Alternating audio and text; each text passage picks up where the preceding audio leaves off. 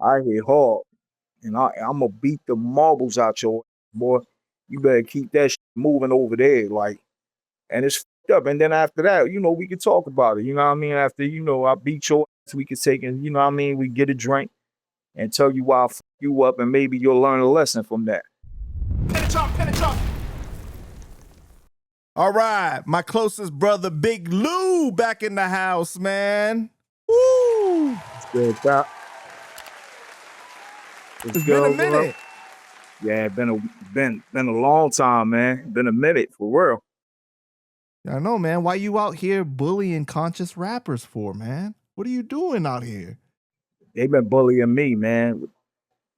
They losing their fucking mind. The conscious rappers got social media losing their mind. I used to look up to these dudes, man. I can't believe the conscious rappers is doing this now. Now you getting threatened out here? You know what I'm saying? Like, what the hell? Scared. I thought scared for my life. I thought it was all about the beautiful struggle.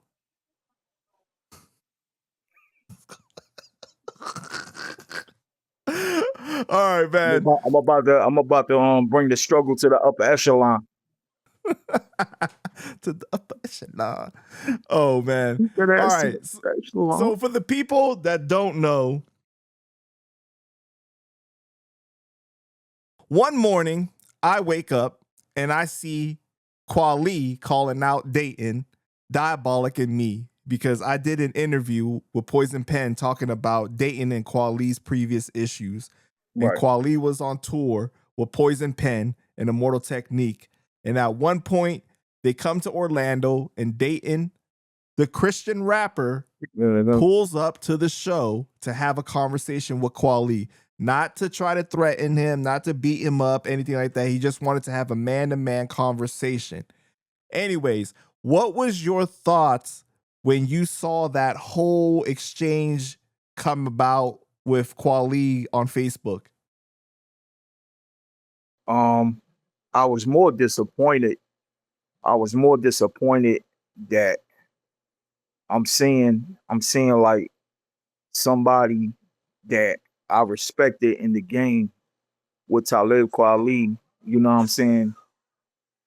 Just looking at him growing up and seeing that he's a pioneer in hip hop, you know what I'm saying? One of my favorite MCs. And just to see the altercation, I just didn't understand it. I didn't get why he was coming at Dayton the way he was coming at Dayton when Dayton was just, speaking certain things. It wasn't even nothing bad. And I'm like, yo, what's wrong with him? You know what I'm saying? Is he all right? Like, you start thinking, things like, man, what's going on? But, social media never seems to amaze me no more because social media is bringing people's true colors out. You know what I mean? And sometimes your feelings can get hurt because some of the, the icons that we thought was icons and we looked at as pioneers and leaders, you know what I mean? It's like, man, I don't know, man. My heart been broke a lot, man, for the people that I looked up to in hip hop, man, because it's like some of these dudes is either clowns or they fake or they like being something that they not, you know what I'm saying? And, just getting back to what you were saying, when I saw it, I was disappointed. You know what I'm saying? I was real disappointed that Talib was really answering Dayton the way he was answering him. You know what I mean? And it should have not been like that.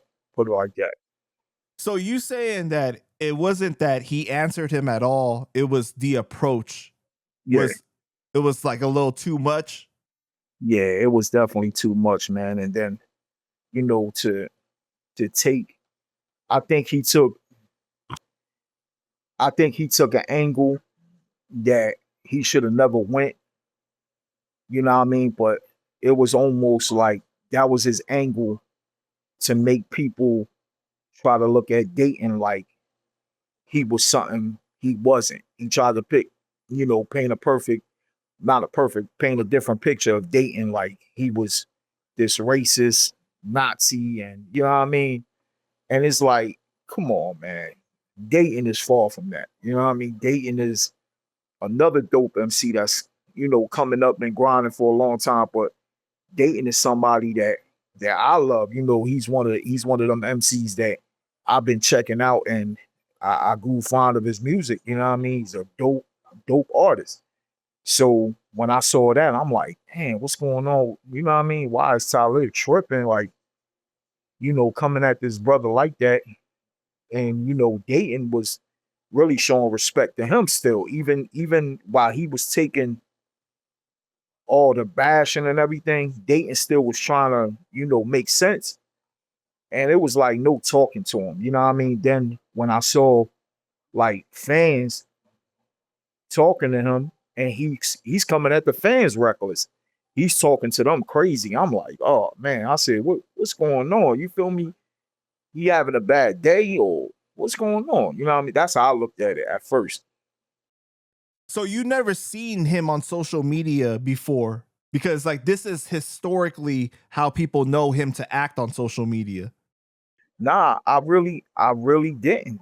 I really didn't. So, certain people, even yourself, was like, yo, you gotta check out his podcast and look at some of the things, some of the ways that he come at people.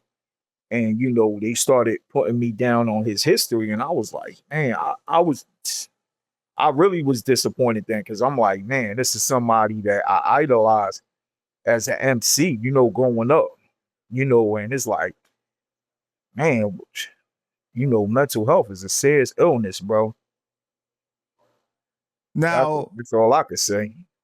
I already know places he's gonna pick this apart. He gonna say that you labeling a black man as Yeah. having a mental illness, it's gonna be you're too careless with doing that. But before we get to that part, okay, so you were a fan of him previously. I grew up a fan of him. I told Dayton in the interview I was a fan of him. I think even when I interviewed Diabolic, I told Diabolic I was a fan, and I think Bollock was even a fan of his music before too. But all the issues that I've noticed that Kweli has had with other MCs specifically, not even just fans, but just like other MCs, it stems from him having a very strong opinion publicly.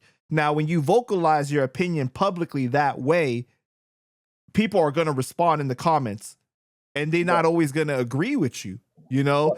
Right. So there's ways that you can have conversation and dialogue with people where it doesn't need to be like right off the bat just because someone says, I don't agree with you saying that, or that's not fair that you're putting it that way, that you got to automatically be like, yo, you a Nazi, you a racist. Right. But that's always the approach, and that's why people get like really offended. I mean, I think that's his way of, that's his only approach. You know what I mean? And if God forbid, if it's not another black man he's talking to, if it's a Latin man or somebody else, his whole approach is going to be the race card. You know what I mean? And even to black people, though, to black people that he talks to, he has said that they are actually white on the inside, or that they want to be white, and that's why they have a difference of opinion in that way, though, or they like Trump or something along those lines, And I just think that it's crazy to draw those kind of conclusions off of something so small. It's crazy because he should be the last one to talk when his mannerisms and everything is almost like a white man. He act like he white. He sometimes talk like he white. So why you acting like something, what I mean, out of your character? Like, come on, like we could pick him apart. You know what I mean? Like you saying anything, see, that ain't gonna work with me. Cause you talking about somebody that come from the struggle, from the streets. My best friend is black. I bailed numerous of my black friends out of jail, my Spanish friends, Mexicans, whatever it was. If they was my brothers, they was my brothers. It wasn't no skin color. It wasn't none of that. So you coming as somebody that grew up in the struggle, just the struggle alone, you know what I mean, it tells it all. So you must have not really come from a place of struggle that you talking that nonsense. It's all right if you talking to somebody that's don't come from something real or don't come from that cloth, is not cut from that cloth, don't come from a struggle, don't come from, getting raised the right way. You know what I mean? Where well, we all at the end of the day, we all black at the end of the day. If you look at it, you know what I mean? There's black people in my hood that speak more Latin than me. And it's because that's how we grew up. So for him to talk to even dating comes from that too. So they even talk about like you racist and it's just an angle for him, and it's stupid, the way he's coming at it. Like, nah, don't bring the race card. You know what I mean? Like, stick to the subject of why you acting with such ignorance. You always preaching something, but you the one that's really ignorant into how you going about things. When that brother wanted to talk to you, you going the other way, acting out. He came at me like that when I said Right. something about it. And that's the thing I told you too. I said, be careful because of the way that he goes at people. And I know you so well that I knew if he had just said the wrong thing, you was going to go off. And that's exactly what happened. But before we get into that, you had met Kweli back in the day when you were with Slay though, right? Yeah, he probably don't even remember. You know what I mean? Because it was more like when I met him with Slay, he was just feeling himself. You feel me? Like he was that type of dude that was like, yo, what's up? Boom, boom, boom. Yeah, you nice, boom, boom, boom, and keep moving. You feel me? He was just that type of dude. You know what I mean? Like, didn't have no words at the time. It was another MC. I just can't remember exactly who it was that was really trying to get his attention. And right next to me, he was like, man, this dude acting like, his shit don't stink. He think he Jay or somebody, you know what I mean? And I was like, yo, just go up to him, you know what I mean? The brother really wanted to pit, and you know what I mean? Because he looked up to the brother too. And it was just, he just thought he was that dude. And see, I never approached nobody. Like when I got signed with Slay, like I was never starstruck. My mission was to make sure that my fans was gonna love me and I was gonna interact with my fans. I didn't care about everybody else. I would show them love. And if they show me love and they give me that same respect, then we good. But if they didn't, you know what I mean, reciprocate that or whatever, I just kept it moving. You know what I mean? So that's what I really remember when I first met him. It was more him trying to dick ride a little bit because of course it was Slay. So you know what I mean, when Slay used to come around, everybody knew what Slay was about. You feel me? He was bringing real MCs to the table. So that's how I met Hell Rel when we was in Shade 45 and everybody. And I was always either rhyming or being on the radio and proving why I was a dope MC, because Slay will put you, you know what I mean, in Jump Street, you know what I mean? The same way with the performance. And I just don't know if he liked it, that type of shit, you know what I mean, with new MCs. And he would act like he didn't see nothing or whatever, but he knows who, you know what I mean? But that's here nor there, you know what I mean? He just did some sucker shit, with the way he responded back to me when I told him, yo, he should have a conversation with Dayton. You know what I mean? I told him I looked up to your music, look, but I'm thinking you handling it the wrong way. Just have a conversation. And he came at me wild. So that just goes to show in a nutshell the type of, dude he is. And to me, really, he got mental health issues. Something wrong with it. Yeah, You know what I because mean? in your original message, you were saying that like you better than this. Like you guys should be making records together, not wasting y'all energy. Exactly. This can be resolved as men, basically, right? And Right. you were talking about we got enough like whack rappers trying to kill each other and everything. You was like, God bless you, everything. Like it was, I mean, maybe the most offensive thing that you said was get your shit together.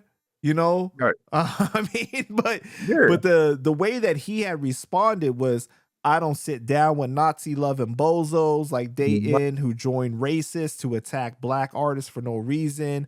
You know, if y'all lonely, go buy a fucking cat. If y'all want to talk about how seeing anti-racist behavior makes y'all sad, go see a fucking therapist.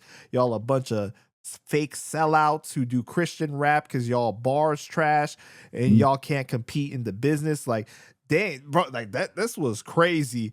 And then when he's like, and y'all mad at me because y'all want my spot, but ain't talented enough to have it. Bums, losers, Uncle Tom's, but dude Latino, so he a Theo Thomas.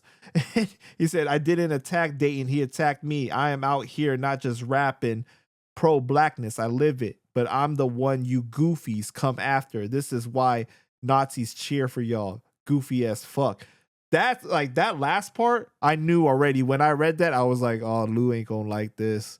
Yeah, because you coming at it from an angle that now you including me in something that I don't have nothing to do with. I'm just looking at somebody that I know was from the hip hop game that I loved as an MC, and it was disappointing to see. And I tell you something real, and next thing you know, he get his panties in a bunch and start talking crazy. Like, and then including me in that, and it's like, come on, man, I'm the last person anybody gonna believe that bullshit, which the race and all that shit. And me, I'm not gonna do no battle rap or none of that shit. You know what I mean? Like, it's cool. You could talk your talk, but I will run into you one day. And when I run into you, we gonna see if your energy is the same. Cause I ain't got time to do all that clown shit. You can do all that clown shit for the media and all that. That's that white man shit. You know what I mean? That's that bullshit that you doing. You know what I mean? You playing that game, for social media and all that shit. You feel me? You playing that dumbass game. You should be really focusing on your boss, because I didn't even really know he had problems with like even diabolic and stuff until you told me that he was having run-ins with everybody. I'm like, damn. And now everybody racist, I guess, because diabolic is white, Dayton is Latin. Then he saw me Latin and he said he wanted to put that on me. And it's like, man, listen.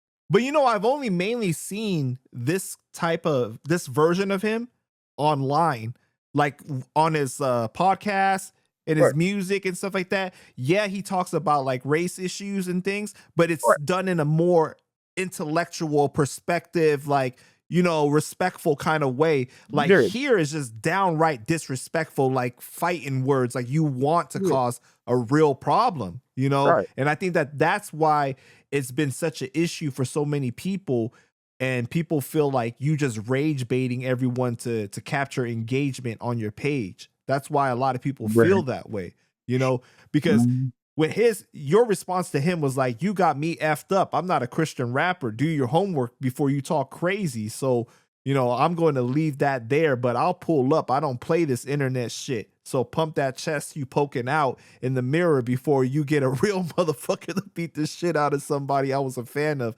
Check your mental health, bro, because you really got your panties in a bunch. Don't get slapped up, homie. Now, he left it alone for like, I don't know, like days or something like that, right? Then out of nowhere, he just said to Dayton, like, yo, Dayton, why you lie and say I was quiet when I told whoever this Big Lou dude is to fuck off too, you illiterate? And then that's when you came back, and that was like, bro, like now you doubling down. Yeah, he showed how much of a bitch he was. I wasn't even worrying about it no more, because it's like, I'm not going to pay attention and go back and forth. I'm not doing that. You know what I mean? He's gonna feel my. He better hope he don't feel my presence one day. Put it like that. Because it's like, yo, you could play that bullshit game with everybody else. I ain't consequence. You know what I mean? I don't fight with my fists upwards. Motherfucker, I hit hard, nigga. I hit hard. And I'm gonna beat the marbles out your ass, boy. You better keep that shit moving over there. Like, and it's fucked up. And then after that, we can talk about it. You know what I mean? After, I beat your ass, we can take it, we get a drink. and tell you why I fuck you up, and maybe you'll learn a lesson from that. In the feature too? You know, you can't come to everybody like that. And fuck, I don't even want to feature no more. No features with no clown niggas. Fuck that nigga. And he let me down because he let Diabolic whip his ass.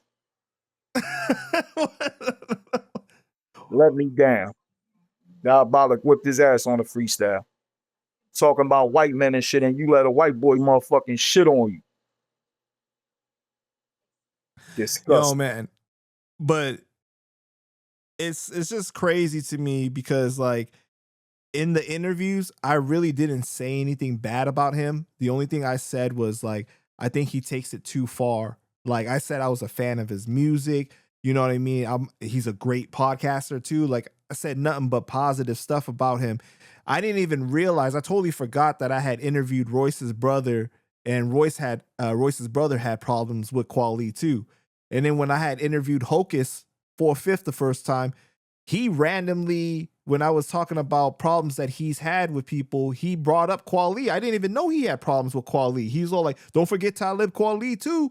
And then he started going off on Kweli. I forgot about both of those things. So I think that what happened was Kweli went to my page. He was like, yo, he interviewed anybody that got problems with me. And it was like, nah, bro. It's like when you interview somebody, you gonna cover like the main talking points, like the biggest stories a lot of times. Just like when he interviewed Game, he asked about 50. He interviewed other people. He asked about whoever they got problems with. You know what I'm saying? Like that's just it's not personal. It's like if I was in there going, yeah, he a bitch, and like going like that, then I totally get it, you know. But I wasn't even doing that. So when he was like, yo, you racist, and you know. I was just like, dang, bro. Like, it's disappointing, man. It's disappointing. It's sad. It's sad, man, because, you know, it's like, you know, you don't know how to feel about, you know, dudes you used to listen to your whole life. And then when you meet them, they fucking dweebs. They fucking cornballs. And it's like, dang, man, this nigga, it's just been a disappointment. Ever since I've been in the hip hop game, everybody I looked up to, man, almost everybody, at least probably 80% of the rappers that I looked up to was fucking clown niggas. Wasn't real street niggas, wasn't real motherfuckers that they claimed they was. And some of them was cool. Some of them was cool, but it was just a disappointment when you see how they really are. You know what I mean? And that's what I got from him. It's like I thought he would take a bigger approach, you know what I mean, and then, you know, really talk to somebody and really get with dating and if he felt some type of way, really fix certain things up for a fellow MC that really looked up to him. You know what I mean? Because he's supposed to lead by example. You're not supposed to just lash out and call everybody Nazi lovers and stuff like that. Because now you're making false accusations on people that's really not that. You feel me? And you can get yourself hurt doing that. You can really get yourself hurt. He really like tricking himself to think that you that dude and nothing gonna happen to you to somebody really, you know, get at you. Don't think nobody can pull up and touch you. You know what I'm saying? Because that could happen to the best of us. It could happen to me. It could happen to anybody. And absolutely. It's like, come on, man. Like, you know, don't let that shit get to you, man. Like, that's how motherfuckers get hurt. But you know, like I actually heard stories from fans in the comments that said they pulled up on him after he was talking crazy to them. And like, you know, he'd be doing DJ sets and stuff. He was hiding under the table. That's what they said. I don't know if it's true or not, but that is wild though. See, when people say that and then you hear it, because I heard the same thing. I heard things like that from people too, that he be ducking and dodging it, or he be like, nah, I didn't mean this, and you know what I mean? And see, that's not gonna work with everybody. It definitely ain't. You're gonna get the right one that's gonna be like, oh yeah, you apologize. Well, you know what I mean? You know, take this trip to Mars real quick. Bomb, knock your ass out. When you wake up, You know what I mean? You get a little dose of reality after you wake up from getting knocked the fuck out. Not everybody's gonna be, cool with that bullshit that you're not gonna get touched. And God forbid somebody do something worse to your ass. Then chin check your ass. You know what I mean? You better hope that nobody, do something bad to you. Like the boy, he tripping. You know what I mean? There's medicine for that shit. You know what I mean? And he need to go see a doctor, get some medicine or something. And you know what I mean? Control that behavior, man, because I done seen the best of them take L's because of that, man. You know what I mean? Like sometimes you gotta do something about that. Yeah, man. And I think that I was most disappointed because I genuinely am a fan, and a lot of his peoples is my peoples. You know what I'm saying? Mhm. Like, how many people I had an interview from Brooklyn that got ties to him, how many dudes that known him for a very long time that been on my channel multiple times. So it's like, if you even had an issue, all you had to do was call one of them and it could have been solved just like that. Like, you know Yeah, what I mean? Like, it didn't call for all that. But I think that Dayton made such a good point when he said that when you overuse words, it devalues them. mm, So when you just stay just calling everybody racist and stuff, it devalues whether that word really has the same meaning, or if it's gonna really apply to everybody that you calling it to in that way. right. Yeah, it's true. That's why I said, man, like he just that's his angle, you know what I'm saying? His angle, he's gonna keep on doing that to people, and it's not gonna be good, man. Cause you know what I mean? Like he's fucking with me. He's gonna, you know what I mean? He's gonna have the best remix to a song, cause I'm gonna really take that nigga to the upper echelon. A motherfucker gonna be seeing the upper echelon when I'm motherfucking taking and hook the shit out that nigga. Then he really gonna be remixing that bitch 100 times. So, it's disappointing to have somebody that, I know the niggas, trackless record now. Now I want to beat his ass to his trackless records and shit. Talking fucking crazy, man. Like, that's what I talk about these rappers, man, that you once looked up to, man, and they wind up being fucking cornballs and disappointments, man. Like, it's just fucked up, you know what I mean? But Dayton, he bigger than that. What Dayton doing, serving, doing music for the Lord, man, stay on the path, Dayton. You feel me? Keep that motion. You got that motion. You know what I mean? You got everything to your advantage. You're blessed. Lyrically, you blessed.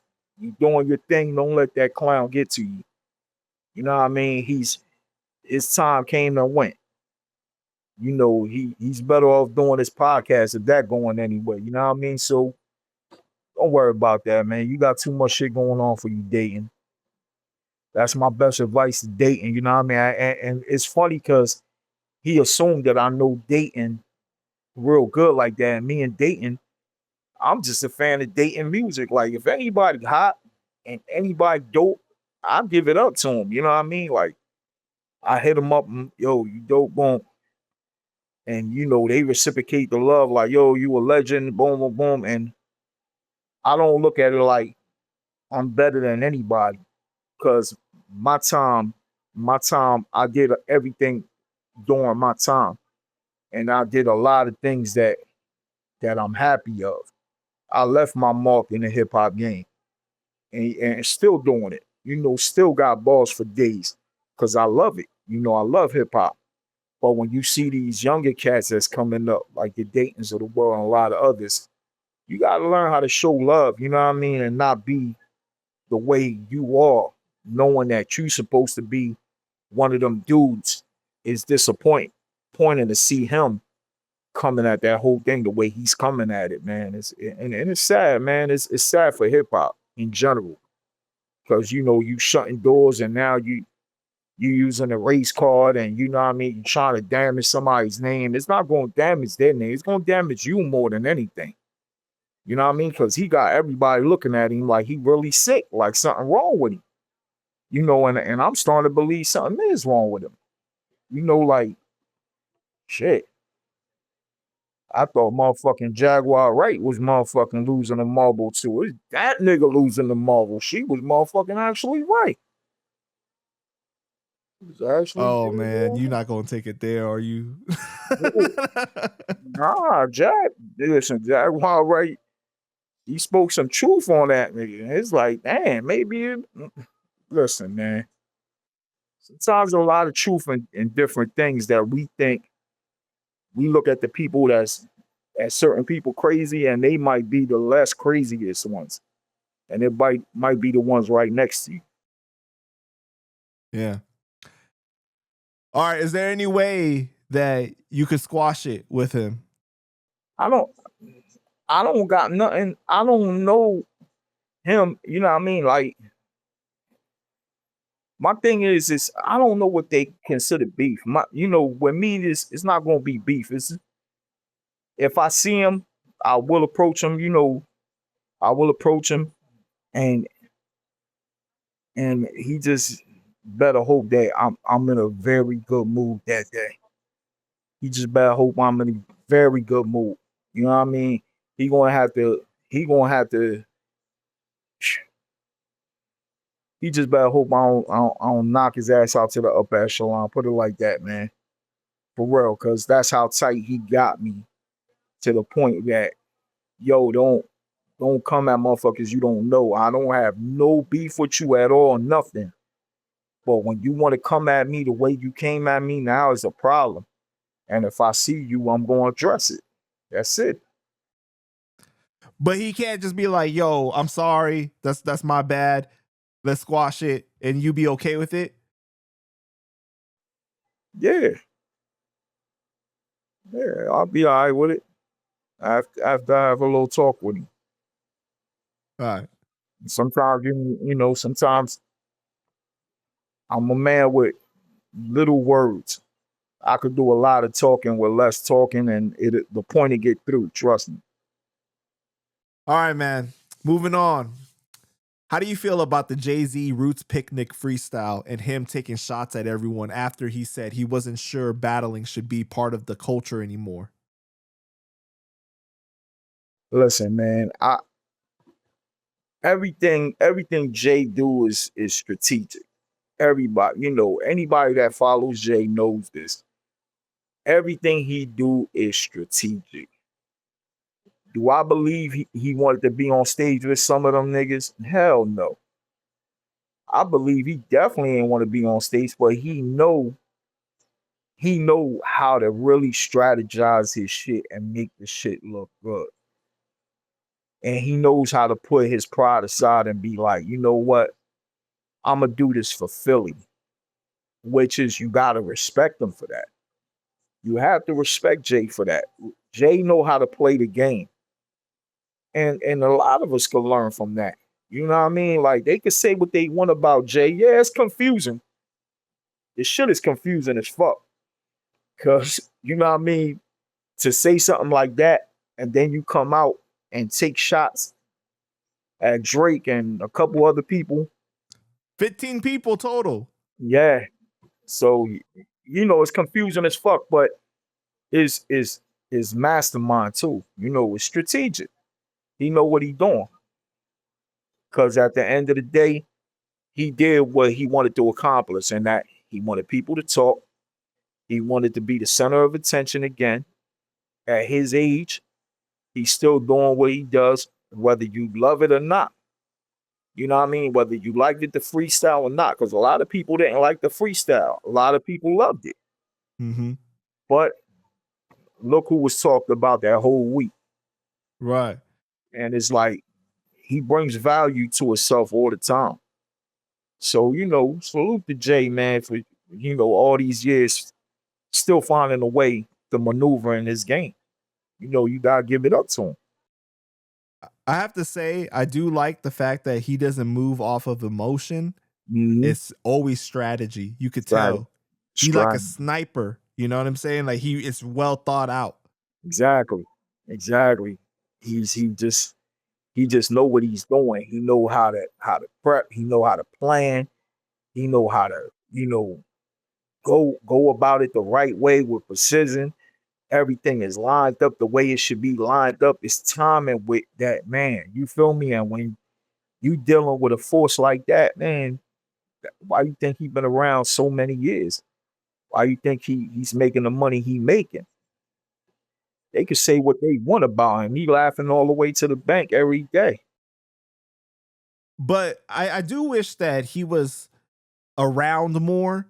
But I Right, do like that he has been coming back around. It seems pretty more consistent since he started doing the interviews when he was talking about the battling. Because when he first came out and was talking about the battling, I was like, dang, man, like everybody got the opportunity to grow and to change how they feel over time and have different experiences, right? But this is the same man that said, I left condoms in your baby seat, and yes, you was kissing my dick when you was kissing that bitch, and then you was talking, and then for him to say, like, I don't know if battling should be a part of it, the culture anymore, because of how I think he was referring to the fans. They take right, it too far. We're bringing people's families, and like, it's just, there's no privacy anymore, right? Everything gets so over analyzed. Everyone has a platform to be able to put it out there. Like back when, like, say Nas and Jay were battling, it was like you had to pay attention to the radio stations, or you right, talking to right. like your friends or in the barbershop about it or whatever, you know what I mean? But it's not like you just seeing some random person online breaking everything down like the way it is now, and there is a con to that as Yeah, well. but to his defense, I kind of know where he's coming from because to his defense, when he was saying all that, like, what I mean, even kind of, he went crazy on his freestyles and stuff like that. But I think what he's saying is with the battle rappers today, when they battle rap, they take it to the extreme. They killing motherfuckers. You feel me? Like their disrespect is different level. Their disrespect is like, the boy was pissing on boy's grave and doing shit like that. Like, you know what I mean? Like going to the grave site, doing all that ignorant shit. You feel me? So it's a different level now. You feel me? It's a different level of disrespect. And I think I know where he's coming from when you get in that level of disrespect. And that's why so many bodies is dropping. That's why so many bodies drop. You know what I mean? From the shots to everywhere. Because the level of disrespect when they battle each other is like, you gonna have to go to war after that. You know what I mean? Because it's like they don't care. So I don't think people is really looking at that side of it. You know what I mean? How many people died because of the battle and shit and all that. You know what I mean? So I could see where he's coming from in that angle. You know what I mean? Where some of the younger cats, they take it to the extreme. They don't keep it on records. You know what I mean? And then it's to the point of no return. Put it like that. That's how I Well, look at it's it. it's kind of like when you use a substance for a very long time, it's like your tolerance for it, goes up, right? So it's like when you start to do a level of disrespect over Mhm. time, it doesn't even feel like anything anymore. So you got to be even more disrespectful to even get a reaction now, And I Yeah, feel like that's what has happened basically, right. because basically Jay had to crawl with the, I left condoms in your baby seat and all that stuff like that in Yeah, order for these motherfuckers to walk now or run, you know what I right, mean? To the right, level right. of Yeah. disrespect that they doing is insane. Yeah, it is. It is. That's true. That's very true. But if you look at it, if if I was Jay at the time and he had to do whatever he had to do after he heard Ether, a nigga Ether me like that, I'm don't man, I'm gonna go crazy too. Well, even before Ether, though, right? You could argue that Jay was one of the first to really dig up dirt on people because he did the Summer Jam screen with the Yeah, picture and everything like that. Nowadays, that's common practice. I'm putting people's pictures on social media, whatever. yeah, I'm yeah. dropping Mhm. dirt on them like that way, right? Jay Yeah. was the first one that pretty Yeah. much put your ass on display like that. Well, I think he wasn't because remember Nas was supposed to be hanging Jay up first. Remember, No, that was after. That was after that was his after? takeover. Yeah. You sure? Yeah. It was. So that was after? I Yeah. thought that shit was before. See, okay, here's the timeline right here. June 28th, 2001. That's the first Summer Jam, 2001. Jay performs Takeover, right? He says the line, ask Nas, he don't want it with Hove. He didn't have the whole verse yet. Okay. Right? Then all of a sudden, September 11, 2001, Blueprint comes out, and then the full verse is on there. Then December 2001, Nas responds with Ether. Then June 2002, that's when Nas was supposed to do Summer Jam and have the fake Jay-Z hanging and everything like that. Right. Have you ever seen that video of the guy making the doll and everything like that? Yeah. I saw the doll and everything. Kind of looked like him too. Yeah, but he would have that would have took that beat for a whole different level if that would have happened. It was pretty crazy, man. Nah, it was crazy. That shit was crazy. I would have took that shit to a different.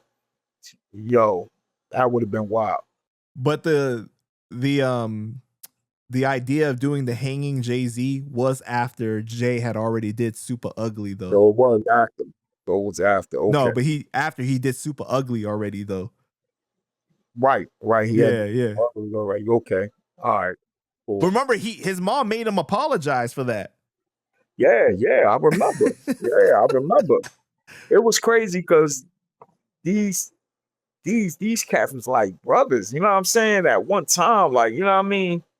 But thank God that they where they at now. They making money, right? And they earned that. To me, they earned that. They earned every bit of it. They survived the times, man. Yeah.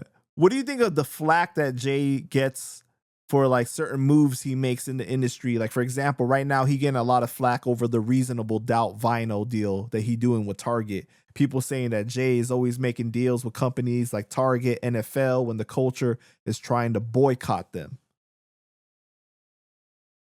I mean, ain't that what he's supposed to do? Why they being so critical on Jay when this is what America do all the time, right? This is what I don't want to say white America, but ain't this what they do all the time?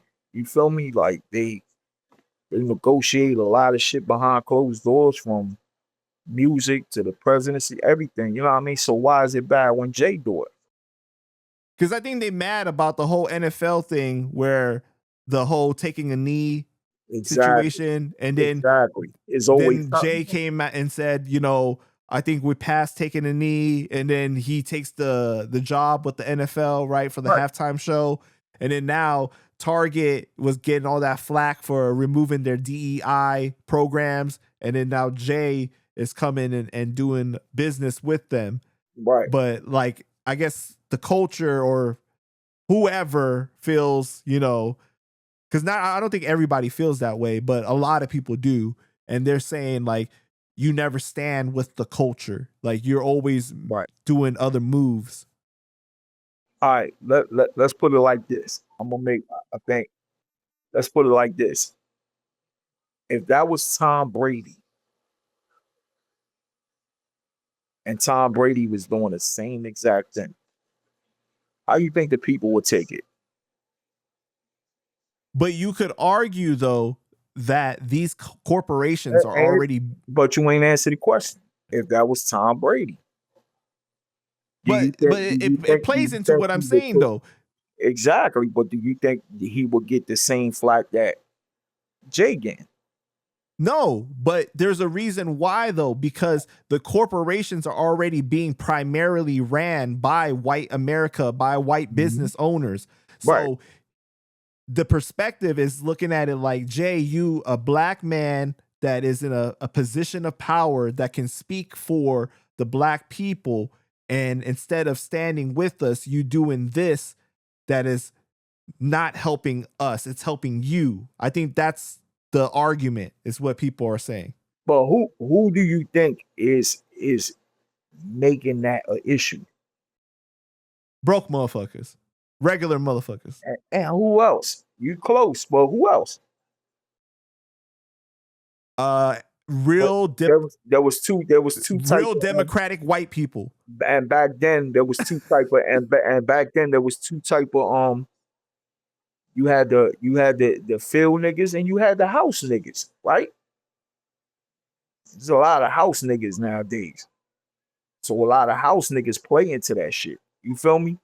And that's when they come from that angle to try and tear down. You know what I mean? Like, you gotta look at all that, man, because all that shit plays into that shit. And I'm getting political right now, but it's just the truth, because I was always into that political realm and I know how that is. And they'll use your own people against you to always bring something down and make you look like the bad one. And I just think it's just a bunch of house niggas that, that just want to tear something down and play into that. And people, you know what I mean? They buy into that shit all the time, man. It's exactly what you said at first. But think about it. You know what I mean? Come on, man. We always had Uncle Tom's fucking shit up. All right. This next part right here, man. What do you think about the whole Dame Dash versus Jay-Z situation? Did you listen to Dame's diss track, Cheap Teeth? Cheap Teeth! Cheap Teeth! Cinnamon doo-doo. Yo, you know what? He created so much controversy with that bullshit that people is literally looking at that shit. That's all he wants you to do is look at it, because he know if he get the views and everything, his broke ass can make some money. He got to make some money some type of way.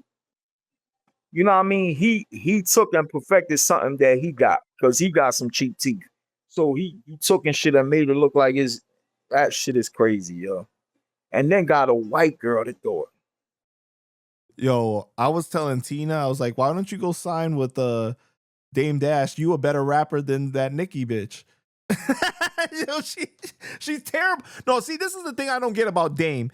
Dame still has the resources and the cosign to make a difference. He could be around some talented people. Why does he choose to be around the people that he chooses to be around? Like that if you're talking about from a content perspective, if you just want to be entertaining, I get that. But if you really want to put out music, that's not a good look to have next to you. Because I can't take it serious. Yeah. You know what I'm saying? Yeah, Tina. You talking about Tina Torres, right? No, I'm talking about I told Tina Torres that, but what I'm saying Tina though Torres, is right? the girl Nikki Licky is a bad look to have next to Dame though, because like you can't take her serious. Yeah. You know what I'm saying? Like it just looked bad. So would you take somebody like Tina Torres serious if she was with Dame doing that shit? Fuck no. That shit just look bad in general. Well, I don't think that she would be doing the corny shit like that though, like A, B, C, D, E. But still it's a reach. Still you reaching. He reaching. Because the song obviously comes from Dame Dash. He wrote that bullshit. Yeah. He wrote that bullshit, the cheap tea, and he wrote some bullshit that really was from his fucking cheap ass teeth falling out of his mouth all the time. So since he was always gummy in it, he wanted to make a song, you know what I mean, to reflect on his situation. So imagine if somebody like Tina Torres, she really know how to sing and stuff like that, would have did it, it still would have looked bad because... No, but that's what I mean. I don't think that she would do that, though. I don't think that she would do a song like that. Yeah. I hope not, because sometimes I like Tina Torres, man, but you know what I mean? I think she have a sandwich away from a picnic basket myself. Something wrong with Tina Torres, and I like her. I think she's come on, don't do Tina like that. Come on. Tina, no, I like Tina. I like Tina. Yo, she can sing and everything, but I think she need to go where Talib Kweli need to go and get some motherfucking help. Them motherfuckers. Oh, come on, man. Them niggas is losing their motherfucking marbles. Like, all right. Let's get back to Dame. All right. So for Dame, I ain't nothing bad about Tina. Nah, shout out to Tina, man. She dope. I'll do a record with Tina. Stop playing, man. You know what I mean? I just won't let her produce the shit because that shit might come out wild. I'll say. No, but yo, that shit was funny when Cam was saying that like Dame said his first teeth cost 200,000, and Cam was laughing his ass off. He was like, "Well, first of all, your first pair of teeth come free from God and your parents." He said, "You mean your second pair of teeth cost you 200,000 and they fell out your mouth?" That was wild, man. That was bad. That was bad, man. Oh shit! Now wait up, who said that? Wait up, he said that? So I guess Cam was quoting Dame, and he Right. said Dame said that his first pair of teeth cost him $200,000. Get the fuck out of here. He got them shits from the motherfucking. Get the fuck. He brought them shits from the motherfucking what you call that shit? The swamp meat and shit. Yo, why people always hating on Dame so much? Let me hear your perspective. Why do people like to hate on Dame so much? Is it Who's just hating on Dame? or like, make fun of him? I don't think they make fun of Dame. I think Dame was listen. I think Dame dug his own grave when he did too much. And we all know that. We saw the signs early in Jay's career when he was doing the whole P. Diddy thing. He wanted to be in the videos, dancing, and he was doing too much. And if he would have played it right, I believe Jay would have still been with him. But Jay saw his motives. You know what I mean? Jay saw what was going on. Jay ain't stupid. Well, he said that he had to do that because Jay was always so boring. That's what he Guess said. what? Jay was a born laughing his ass to the bank nigga. Because everything he did, if Jay would have did anything extra, Jay would have been corny. You know what I mean? Sometimes you don't gotta do too much. How many of the artists that's the dopest artists do you know do all the extra shit? You feel what I'm saying? Look at Nas. Nas gonna do too much. One of the best MCs ever. Do you see Nas doing a lot? He was doing a little too much on the Uchiwali verse though, but other than that, no. Yeah, but even then he didn't go overboard. He didn't do all that bullshit, all that extra shit. Yeah. Come on, man. Like some of the best don't gotta do too much. Like, so you think you telling me that Dame extra fucking curricular activity helped Jay-Z's career? Well, okay, that part, no, but Dame being the one in the business meetings, doing the yelling, helping negotiate the deals and stuff like that, him and Biggs greatly contributed to Rockefeller. The three of them made it what it is. And you know what? They did made it what it was. But when Jay-Z broke away from him, look how far Jay got without him. You feel what I'm saying? You have to look at that. Right. Look how Jay got way farther. You know why? Because you don't got all these motherfucking opinions trying to tell you he's the artist. He knows what he wants. I don't want 3 other motherfuckers trying to put their life into my music. You feel what I'm saying? Then it ain't just shit. For that, you go be a rapper. You know what I mean? If you want to be a rapper, then rap. Well, haven't you heard Dame's music now? Yeah, Cheap Teeth. No. He had a rock band. He got a rock band now. Yeah, that's why I haven't heard it. Nobody heard it. No, people like it, man. They rock with it. He got Freeway on the songs and stuff like that on the album. What that got to do with putting with what we talking about? Jay is 10 times way better than without him. Jay, they did the best thing for the Dame. But Dame is saying that he could beat Jay on stage in a battle or in a fashion clothing line, anything. He's challenging Jay to everything, to a fair one, anything. Like he just really calling him out like that. That's the shit broke niggas say. That's the shit broke niggas say. When you down and you ain't winning, he know Jay winning. Of course he gotta say all that shit. he'll be the perfect candidate to say it because he had a history with Jay. So he gonna say anything. Look at the clown shit he doing now. Jumping around and fucking roam on front of all them fucking Uncle Tom motherfuckers. Cheaty. Come on. Oh my God. I said, yo, this nigga is crazy, man. This nigga crazy. And people literally paying attention to the shit. But that's what I'm saying. That shit is some bullshit, yo. That's why I'm glad Jay left his ass alone because he ain't need that. So you don't have any empathy for him coming from a place of hurt that he feels like he was abandoned, he got the shorter end of the stick, that like he was used in some kind of capacity. Listen, even when he had a chance to fix his situation up with Jay, he didn't want to swallow his pride. Everybody know that. He didn't want to swallow his pride. Just swallow your pride. If you trying to do the shit right, swallow your pride a little bit. The shit with Dame is that Dame, he wanted shit his way. And you can't have your shit your way, you know what I mean, when you're not the one that's bringing in the money. You know, the talent was Jay. And Jay was smart too, but he never wanted to pay attention. Dame was hard-headed. He was very hard-headed. And you could tell. You could look at a person the way they move afterwards and tell how they is, man. And I think that's what hurt them, for real. That's what hurt them. I mean, you could see it in his own. Even when he did try and have dialogue with him, what happened? Yeah, because over the years we did see them run into each other at museums or whatever, art galleries and shit like that, like events.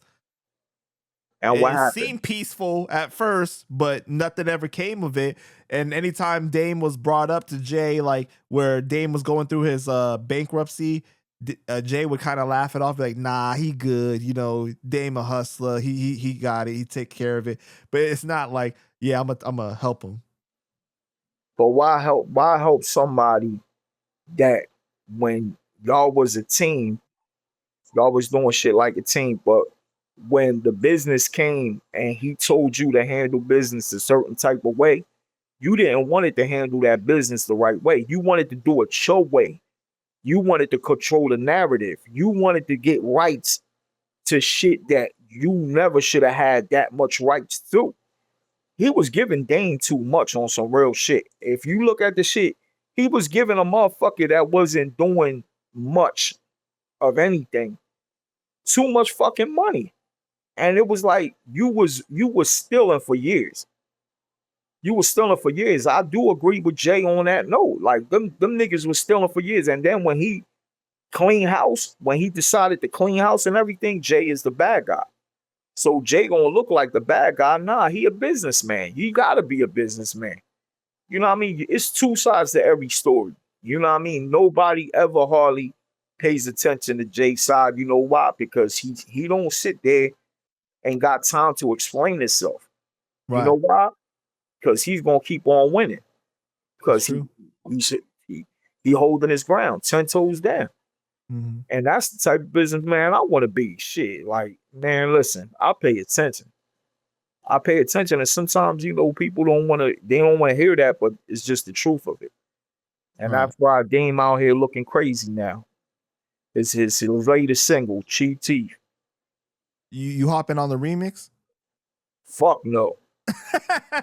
Walk around motherfucking make somebody gonna knock that bitch out and give her Cheap Teeth soon for singing that bullshit. Should be motherfucking Torres. What? It should be motherfucking Tina Torres singing the song. Yeah, tell her to do the. Nah, I don't want her. I can't see her doing something corny like that. But she said on the interview she'll do the shit. No, she said that she would rock with him. She didn't say that she would do that song though. Rocking with him is doing whatever he said. So if you rock with him, you'll fuck with him and do cheaty. Yo, Tina crazy, yo. Shout out to Tina, man. Shout out to Tina, man. Yeah, shout out to him. I got a good motherfucking doctor that you see. Stop. Come on, man. You gonna get me in trouble, man. I just got reunited with Tina, okay? After a year and a half. I fuck with Tina. What you Yeah. talking about? I ain't saying nothing bad. I got a good doctor for her. What do you think of 50's baby mama, Daphne Joy, the male escort, and Diddy's sex tape getting leaked? Damn. He done took it back on me. He done took it back on me. I didn't see the whole thing. I saw like partial. And I saw a 30-second clip on Reddit. That's all I saw. That's exactly what I saw. The 30-second. Which clip you saw? I don't remember. I just saw with Diddy? No. Hell no. I mean, I saw him adjust the camera, but it was mainly he was focusing it on the escort and her giving the escort head, but it was like the camera was too much on the escort. You know what I'm saying? Like, yeah, you couldn't really see nothing though. You couldn't like. I had watched Vlad interview, and Vlad was had interviewed that escort guy, and they were talking about the tape, and I think Vlad had saw the tape before it got released. Yeah.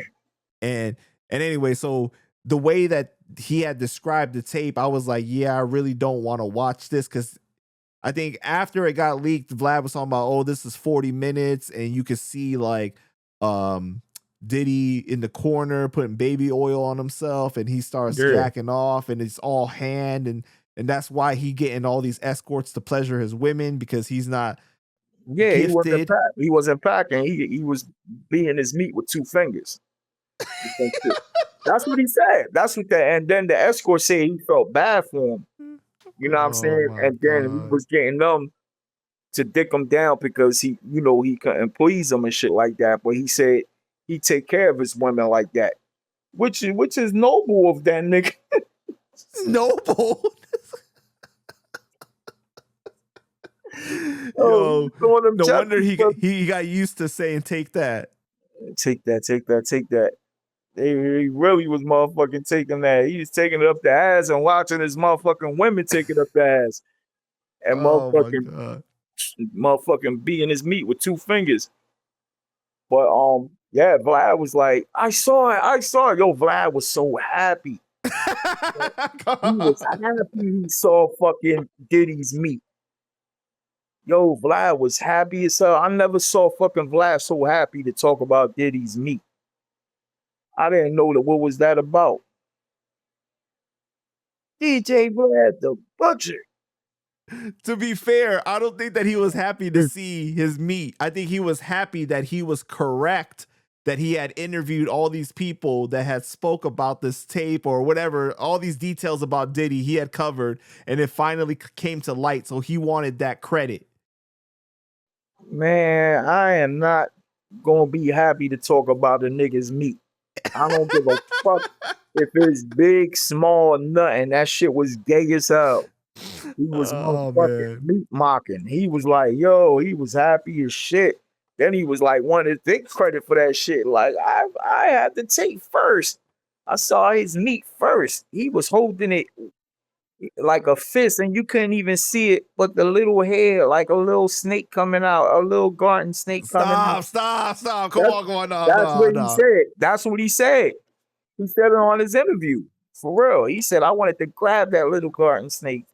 No, he didn't. Stop, man. Come on, man. Come on. You know Vlad be watching my shit sometimes, man. He gonna see this. He gonna be like, fucking Lou, I hosted your mixtape Goya product with a twist of soul food back in the day. Now you do me like this. And he sold me out because he didn't want to put the motherfucking truth out. So fuck that nigga. No, come on. All right. Let's go back to Daphne though, okay? So what was your reaction when you watched the sex tape? I told you I only saw the joint. Yeah, I know, but the 30 seconds. It didn't show much though. It just showed like her getting the head. No, the other person getting head from her. Right. And Diddy motherfucking just shooting motherfucking lotion like he got a water gun and shit. yeah. Like, that motherfucker was happy as hell. And shit. why why you do the sound effects like that? Bro, that's how he Yeah, felt. Because it was like that little kid from the karate movie and shit. Oh shit, I'm serious, he's man. making crazy and shit. And then when the bull, I forget his name and shit. The motherfucking he was yo, that shit was funny the way he was telling the story. Cause he really was adamant. He was like, yo, I feel sorry for Diddy, yo. Yeah. He was like, but he was cool as shit, man. Cause he was like, yo, he said that Diddy didn't act gay towards him or nothing. He said he didn't do no gay shit with me. I ain't allow that gay shit. You feel me? He just wanted me to, pound this girl out and do sexual acts. You know what I'm saying? He just watched. That's it. But he didn't say he only watched. He said he will hit it too though. He said, I'll hit it and then he'll get on this girl and then he'll start fucking her for a little while.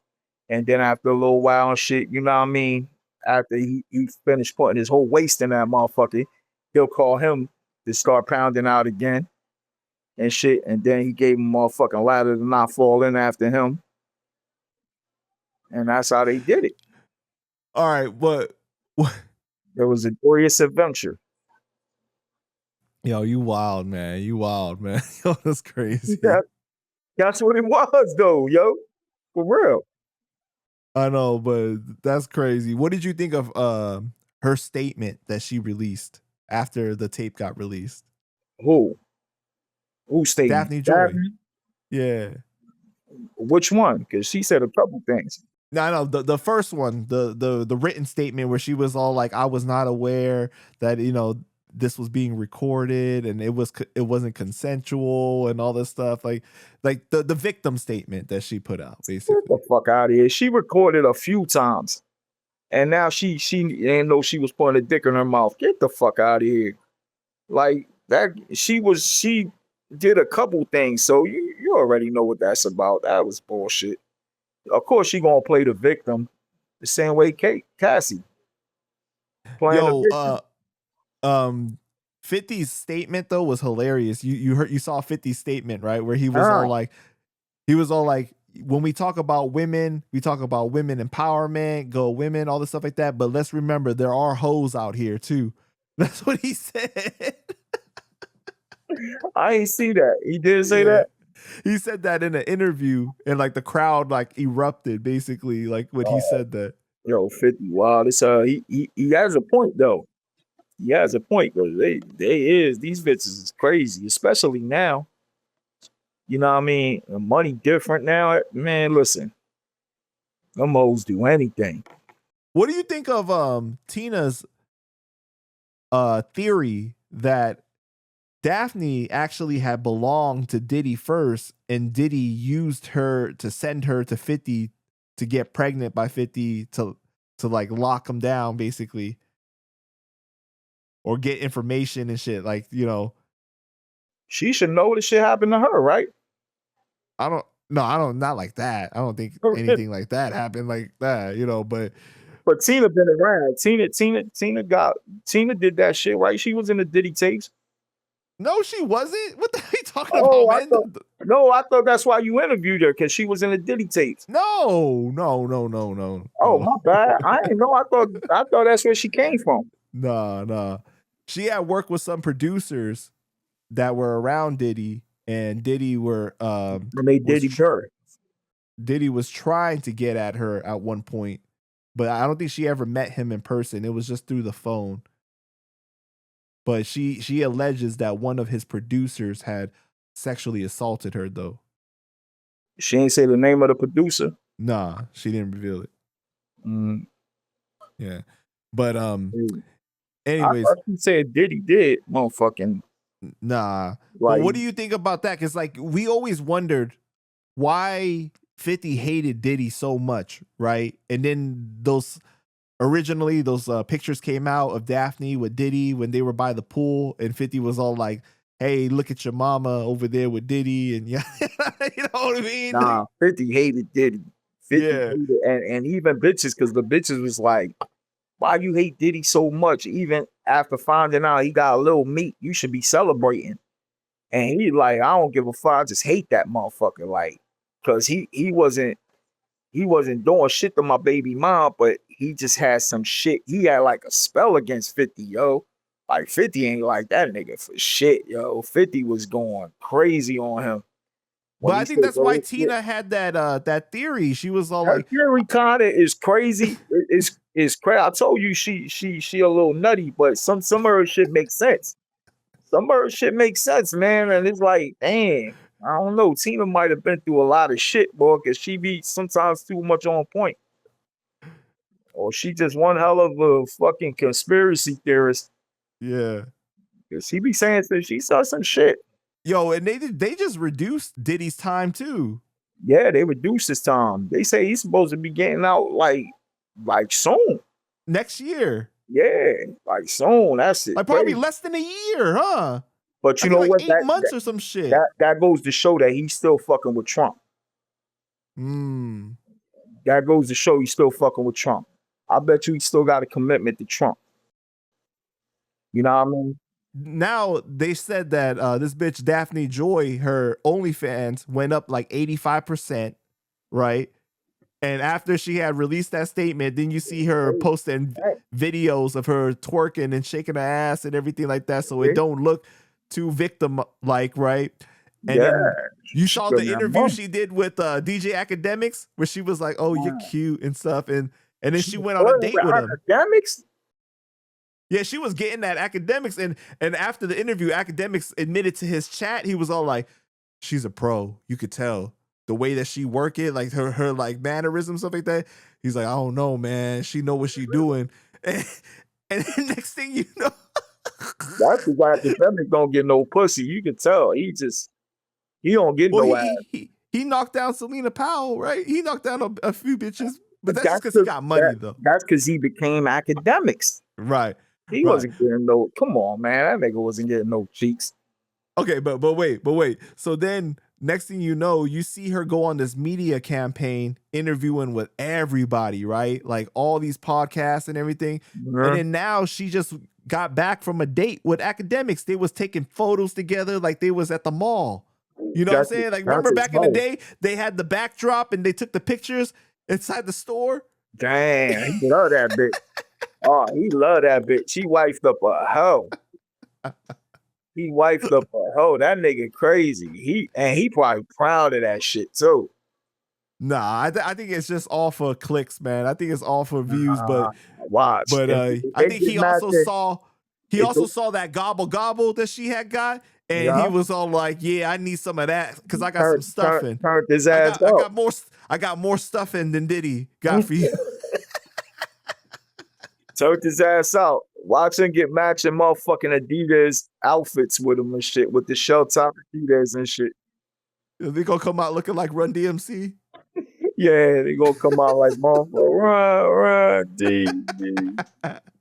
It's tricky. tricky. I'm proud to be black, y'all. And that's a fact, y'all. Boy, shit. Crazy, boy. That is cool. Let me get your take on this, right? Because you a freaky ass 69 god, okay? Hell no. Hell no, some people. So I interviewed J Hood recently, and he said so many dudes in the industry is knocking down the same chicks, and a lot of beefs start over that. Man, roll the clip. Do you notice that a lot of issues in the industry kind of stem from dudes fucking with the same girl? Oh yeah, a lot. That's common. Man, see, it's dudes, man, they recycle all of these girls, man, out here. And it's crazy, man. It's like you would think a person reaches a certain level or gets to a certain point where they get so much money that they would try to go out there and find a girl that no one has been with or a girl that no one has seen and try to come back with something exclusive. But Now, on the contrary, man, they want the same one this nigga didn't have, or this nigga didn't have, or the one this nigga didn't have. The shit is weird, man. Bro, and that shit didn't happen to me so many different times with these industry motherfuckers, but these guys they didn't react the way Mano reacted. You see, but that you make such a great point, right? Because I always looked at the situation with 50 and Diddy. Like, Diddy knew that was 50's baby mama. Why would you go after her specifically? You know what I'm saying? And so then I get why 50 felt the way, like, yo, like, why you do that? That's kind of weird. But at the same time, it's just kind of like there are people that not only just want the girl because she looked good, but mainly want the girl because she was fucking with this dude specifically. Like, it's like an ego thing. Like, they want to be known as like them telling him, like, like, yeah, you better than he was or something. Yeah, ego purposes, psychological purposes, trophy purposes, and just for, just to be able to be like, yo, man, I stabbed this nigga joint. You know what I'm saying? Help me understand that if you know the bitch don't belong to you already, why are you gonna feel some type of way or feel insecure if she sleeping around and you still choosing to sleep with her instead of selectively picking? That's how niggas is. Niggas is like that too. Niggas don't give a fuck if she ran through 100 niggas. Like, they still be catching feelings over that one broad. That one broad. It's like that in the hood, though. You know what I'm saying? I know niggas that be like, yo, my baby mom fucking with this nerdy ass nigga. I told her, yo, I could take care of you better than that nigga. I'm like, ain't that her 120th nigga? Yeah, but still, she could do better with me. I'm like, damn, you want that? That's just the way niggas is built, man. That shit ain't gonna change, man. Niggas is stupid, yo.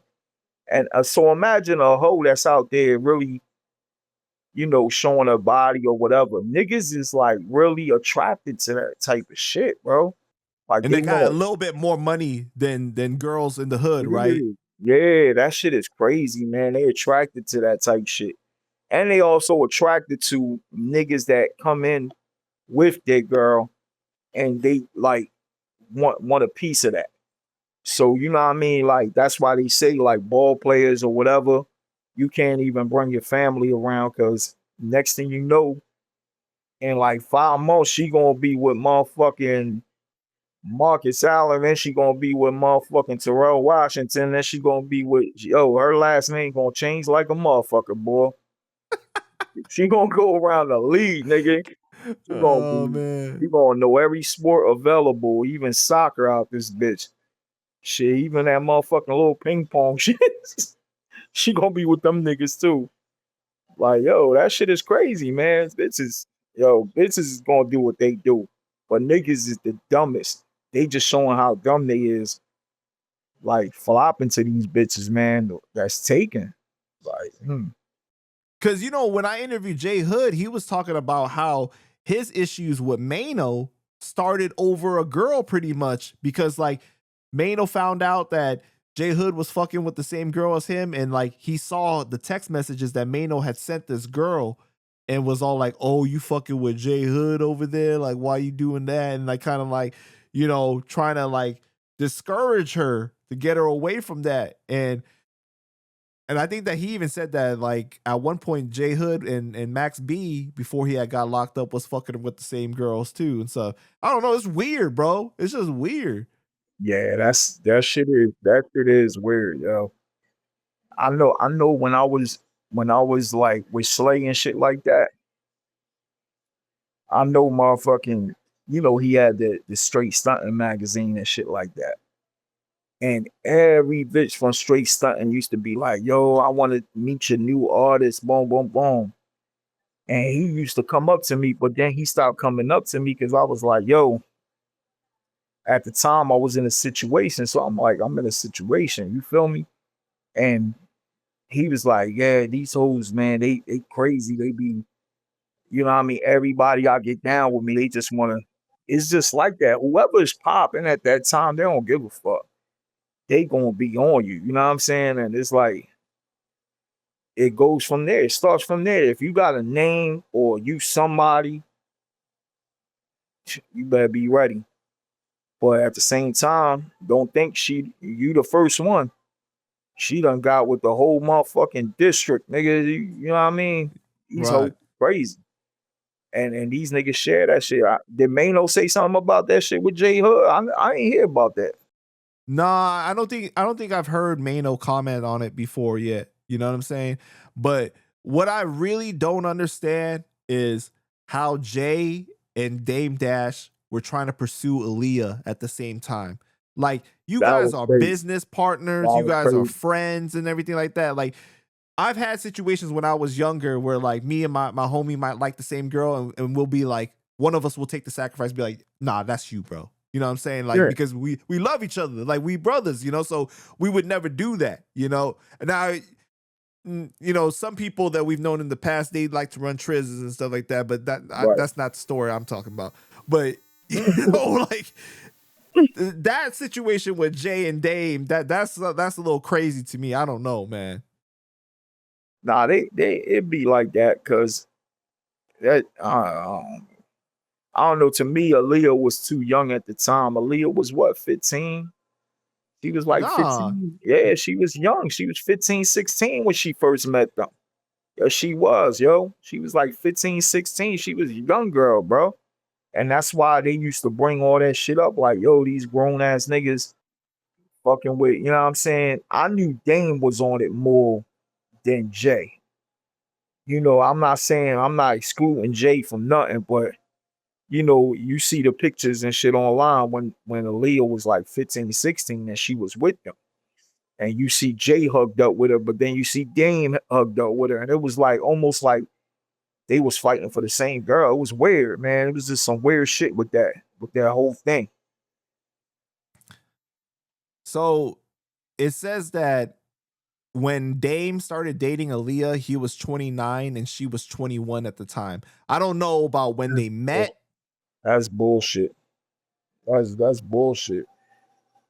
That girl, because you gotta remember when she first came into the game that she was fucking with R. Kelly, she was singing, she was like 13, 14 years old. You gotta remember when he first met her that she was singing, and then he finally announced that he was with her, and she was what, 15, 16 at the time, that they was trying to see if it was legal in that state. You know what I mean? You gotta go back to the history. And then when he got with Aaliyah, I think Dame started fucking with Aaliyah and Jay when she was like 16 or 17, but it wasn't out there, but she was at the parties. That's why when you see the pictures that she young as hell, it was a young Aaliyah. She was young as hell. You could tell she was every bit of that age. And it was like, it was crazy. Everybody like, yo, this shit crazy. These niggas motherfucking perverted. Like, you feel me? That shit was wild, man. Aaliyah was young as hell, man. All right, we got to talk some basketball, man. What do you think of the Knicks winning the championship? You happy for them? Fuck no. You a Nets fan, I right? hate the fucking Knicks.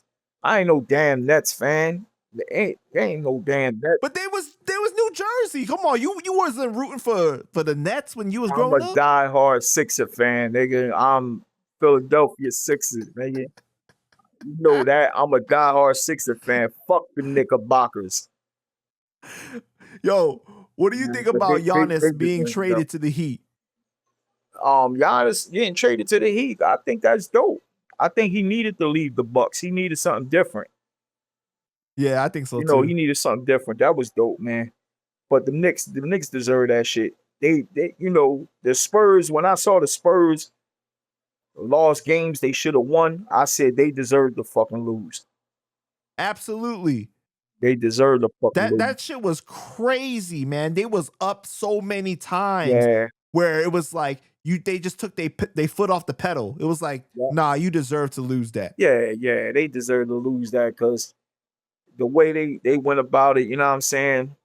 But the Knicks fan lost their mind. They started saying, oh, you know, Brunson proved that he better than Iverson by winning the championship. Now you fucking bump your fucking head, nigga. You crazy as hell. Just because he won a championship don't mean he better than Iverson. Fucking stupid. But that's Nick All Hughes right. for you. Yo, it was so funny though, because as soon as like I was talking to my peoples, I was like, yo, I know as soon as they win this championship, they never gonna let this down. Like Hell no. just being in the playoffs, they was not letting it down. They were, I was like, Yeah. oh man, this is crazy. Yeah, they deserve it though. But you saw everybody come out the woodworks. Now everybody that wasn't going to no Knicks games, now everybody want to go to. The only ones that was going to the Knicks games was like Clyde Frazier, diehard Knicks fan. But a lot of the players that was there, they was not Spike going to. Lee. Yeah, like Spike Lee. Spike Lee deserved that shit. Nah, Spike Lee He deserved that shit. Spike Lee is a diehard fan. Clyde, Walt Frazier, all them niggas. But all these other motherfucking has-beens, get the fuck out of here. They was coming now that they winning and shit. Even Fat Joe's motherfucking Ozempic ass. His motherfucking now he's at every fucking game. Like, get the fuck out of here. He ain't never been to, I think he been this year to more Knicks games than he did his whole fucking life. And then motherfucking half of the Knicks old players all there. I was like, yo, get the fuck out of here. And what's the little actor, the little gay ass white boy? Yeah, what is he, a singer or actor? The actor. Who? I don't know. Is that motherfucker from motherfucking Lord of the Rings or something? The little one that Frodo? What's the one that go with Kim Kardashian, one of the sisters? Oh, I don't know. I don't pay attention to that shit. What's it? The actor, Nut Eater, whatever. He's one of the Kardashians. He one of the Kardashian sisters. You know what I mean? That should be his last name. All the nuts they eat. But motherfucking he had all the games. I'm like, look at these motherfuckers. Where the fuck they come from? Then when I saw this fake ass bitch, she was just at somebody else's games, and I saw motherfucking Taylor Swift. I was done. Her hopping around, cheering the Knicks on and shit. Bitch, you was just at Cleveland. You was just cheering on Cleveland. Cavaliers there with your man. Then all of a sudden you became a Knicks fan? Like, get the fuck out of here. Can we just comment on the fact that like that is the true definition of vanilla plain right there? Hell yeah, yo. I'm sorry. Nah, okay, like right, right, dog. I need a little salt. I need a little seasoning. You know what I mean? Like, I don't know. When I hear about dudes being like, oh, and all stuff, I'm like, I don't get it, bro. I don't get it, man. They love the motherfucking raisin potato salad. Motherfucking raisin potato salad. That's what you call that. Raisin potato salad. That shit nasty. Fucking fruitcake and shit. Yo, did you see that the woman that was the DEI director that stole the Knicks trash can? She emptied out the trash and stole the special trash can. Get the fuck out of here. That had the logo with the Knicks logo on it, and the colors and everything. She crazy. lost her $300,000 job. She got fired for doing that. Get the fuck out of here for that. Damn, that's crazy.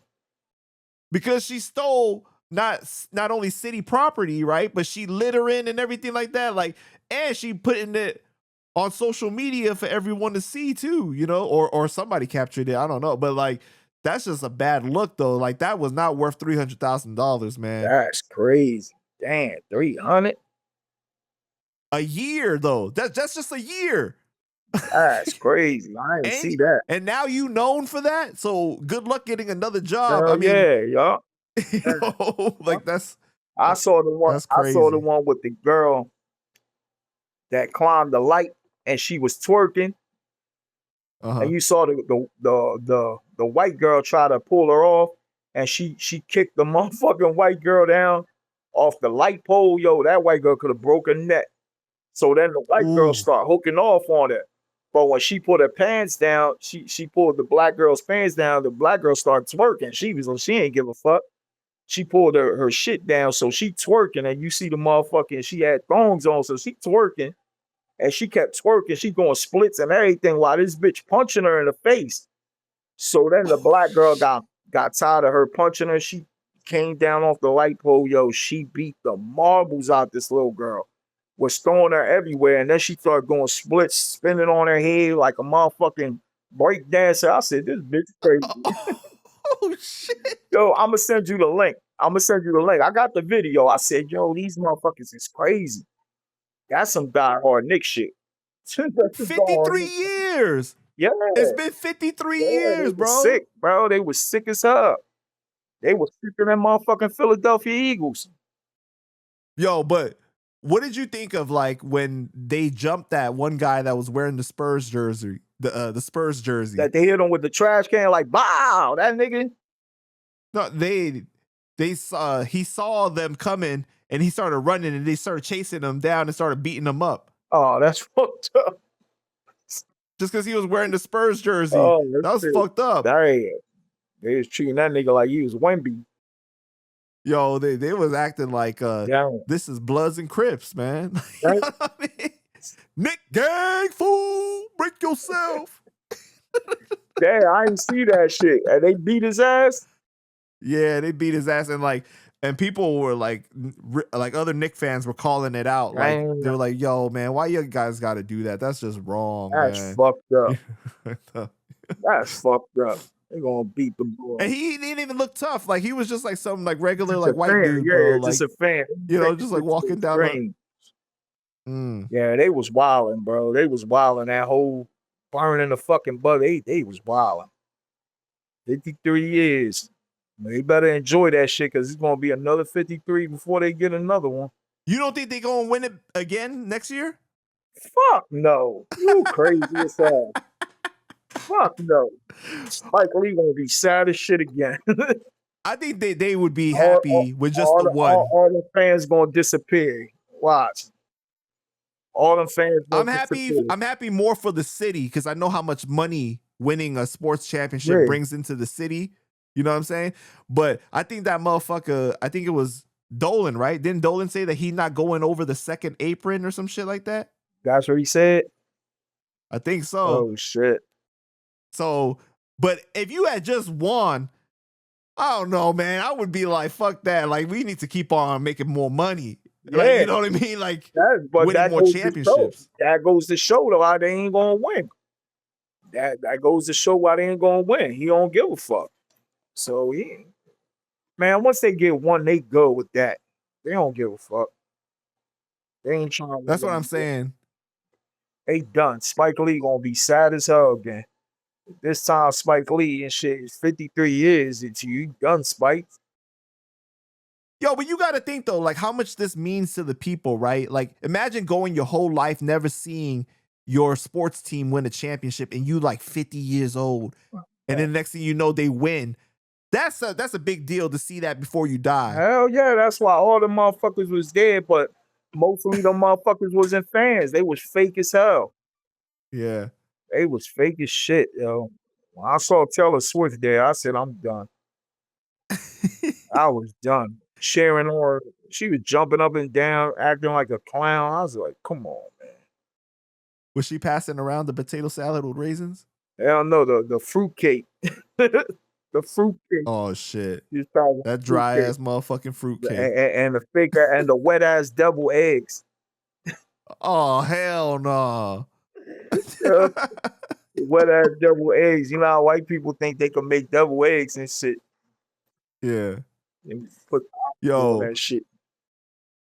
What do you think about the whole controversy over Brunson's dad being asked like, oh, is now your son the best Knick ever? And then he said no, and people got mad that like he answered that he's not better than the other ones. He said the fucking truth. But that's your son though. Can't you lie for the media? Just lie for public purposes, even though you don't feel that way? Fuck that nigga. Come on. If it was my son, I bet you if it was a Sixer situation, you would have been like, yo, that's fucked up. Why you couldn't lie for your son? If it was my son, I would have said, yeah, but it ain't my son, so fuck that nigga. Fuck that. Yo, Fucking man. making boppers. All right. This next situation right here, man, it's real serious, all right? Mystikal recently got sentenced to 20 years in prison for grape. What's serious about that? That's serious, man. Like, yo, 20 years in prison for grape. Now he's been involved in multiple different cases. 2003, sexual battery. He pleaded guilty. This was involving his hairstylist. He was sentenced to 6 years and had to register as an offender. 2017 was grape and kidnapping. He spent 18 months in jail awaiting trial, and the case was ultimately dropped in 2020 after prosecutors were unable to secure an indictment from a second grand jury. Then in 2022, he was arrested on first-degree grape and other offenses. In March, he pleaded guilty on third-degree grape as part of the plea agreement. Now, they recently had interviewed his son on the news, and they asked him what he thought. They actually quoted what was said in the courtroom, and I guess Mystikal admitted if he had did those things to that woman and ruined her life and all that, then he deserves the maximum time. Now, last minute, he tried to change his mind, like, you know, and be like, oh, I was tricked into whatever, or I was confused about the thing, but they still ended up sentencing him to 20 years, man. What you think about that?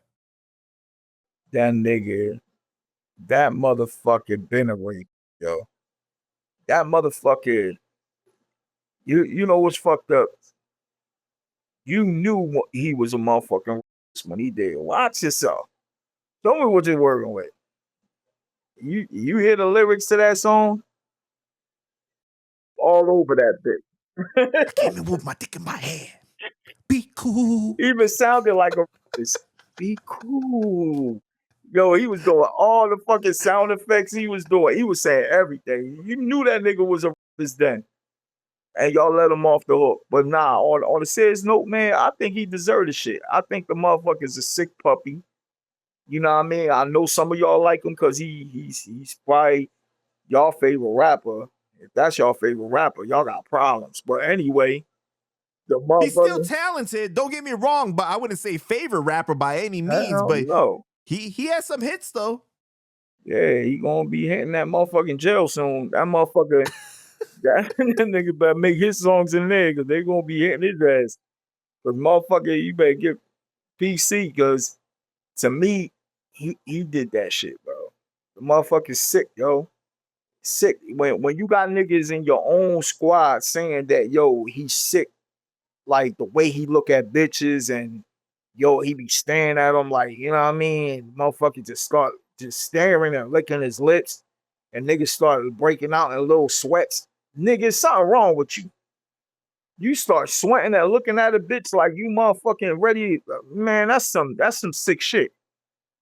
Something But really that wrong with many cases though, too. That you. many Yeah, cases, it's like it you is. cannot defend that anymore. You ain't You know what I'm saying? They not making that shit up. When it came to his hairdresser, that's where I was like, yeah, this nigga did it. This motherfucker did it. It's like you said, too many cases. It came up. You know he's guilty of that shit. Like, come on, man. My thing though is like, as his son, right? Why would you agree to do that TMZ interview? Like, cause his son didn't really want to talk about it. It seemed like he was like kind of neutral on it. He was like, I feel bad for both sides. I feel bad for the victim. I feel bad for my son, for my dad. You know what I mean? And then like he admitted in the interview that in the courtroom, Mystikal did confirm that he deserves the maximum time. Yeah, because he probably, motherfucking son probably was a victim too. But I know that his son is an artist too. So I don't know, man, but that's just... His son probably was a victim. Who knows, yo? Motherfuckers is sick, yo. Who knows, bro? And I'm sure that you feel this same way, but like to me, it don't matter who you are in my life. If I find out you did some shit like touching kids or doing something to women or something like that, like you done for my life, bro. Like, you know what I mean? Like I can't fuck with you. And I might fucking, oh my God, boy. I can't. I can definitely not fuck with nobody that touch a kid. And man, keep that motherfucker away from me, cause I fuck around, kill a motherfucker, do that shit. Like that's where I draw the line. You know, you hurting innocent kids and shit like that. Even ladies, you know what I'm saying? Like if you want some sick shit like that, I definitely don't want no motherfucker around me like that. You know what Right. I mean? Because you know they're not stable. You know what I mean? And you know they'll do anything to people that you love, or you know what I mean? Like that joint is crazy. So it's kind of like the Nicki Minaj situation, right? The Nicki Minaj situation where her husband is a registered offender Right. for messing with, I think, like younger, right? And her brother is in prison on some pedo ish. And she wrote a character reference letter to get her brother less time. Like that, if that was my brother and I found out that you really did it, I'm not writing that letter. Right. Right. Yeah. I'm sorry, but you reap what you sow. Like Yeah. you gotta learn. You know what I'm You gotta saying? learn. I'm not defending nobody that, you know what I'm saying? Like I family or no family, man, listen. Sometimes family be the ones that hurt your kids and hurt somebody you love the most. Absolutely. And if you cover up for that type shit, that tells you what type of person you are. You know what I mean? So I don't know. I can't. Not everybody the same, but I can't. I can't. Mm-mm. Fuck that. Keep your fucking distance from me, bro. Mm. That's Yo, sick that's ass shit. crazy, man. Sick ass shit, yo, for real. Yeah, Nicki Minaj's husband, I guess he was 16 when he attempted to grape a 16-year-old too. So they were the same age at the time. But regardless, like doing something like that early on in your life, now like he 50 years old or whatever, he still got to register as an offender to this day. Yeah. Mm-hmm. That's crazy, man. Yeah, that's wild. That's no way of living, boy. Yeah.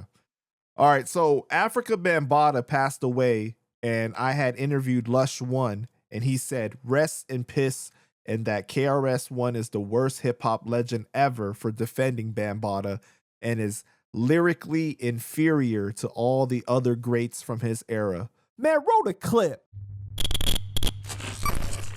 First of all, KRS-One is a bitch. KRS-One is a bitch, bro. You like, rest in piss, Bambaataa. Rest in piss, Africa Bambaataa. Piss on his grave. Let me find out where Africa Bambaataa, don't let me find out where Africa Bambaataa's grave is at, because I will piss on that motherfucker. Because I don't give a fuck what you contributed to the music, ingenuity, to culture, whatever the fuck that is. You touched little boys. You're a child. You're a piece of shit. Sure, Planet Rock is a slapper. I don't give a fuck, bro. All that shit is out, bro. KRS defending that shit. Let's also talk about, here's gonna piss off the whole channel right now.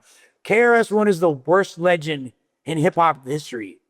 He gets by being a great stage performer and a commanding presence. But lyrically, he is below Slick Rick. He's below LL Cool J. He's below Rakim. He's below Big Daddy Kane. He's below Cool G-Rap.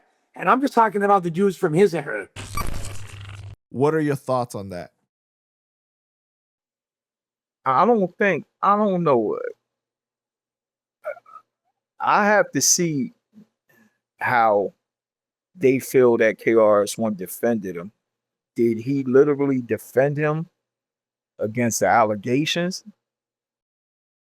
He didn't like say like he didn't do it, or I know for a fact that he didn't do it. What he said was like real dismissive. Like when he was on Drink Champs, he was saying, "For me, if you keep it," this is direct quotes from him, right? He said, "For me, if you keep it hip hop, nothing can be taken away from Africa Bambaataa. Nothing. Just keep it hip hop. But if you want to dig into dude's personal life and accusations that's being made and so on, personally, I don't give a fuck. Personally. Look, if somebody was harmed or whatever, y'all got to deal with that shit. Deal with it. That don't stop hip hop. That don't stop what you did for hip hop. It don't take away none of it. History is history, but deal with that. That's personal.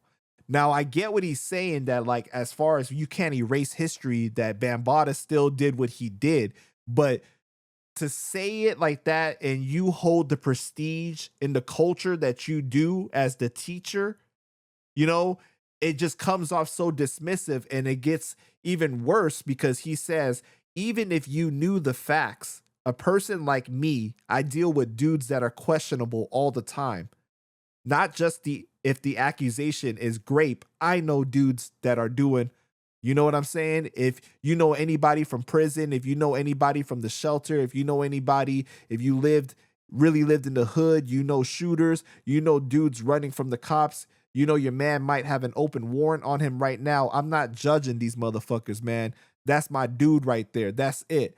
Now, what you do and your crime and your shit and your bullshit, whatever you're doing, that's on you. That's you, my G. That's how I dealt with it. I can't pick and choose.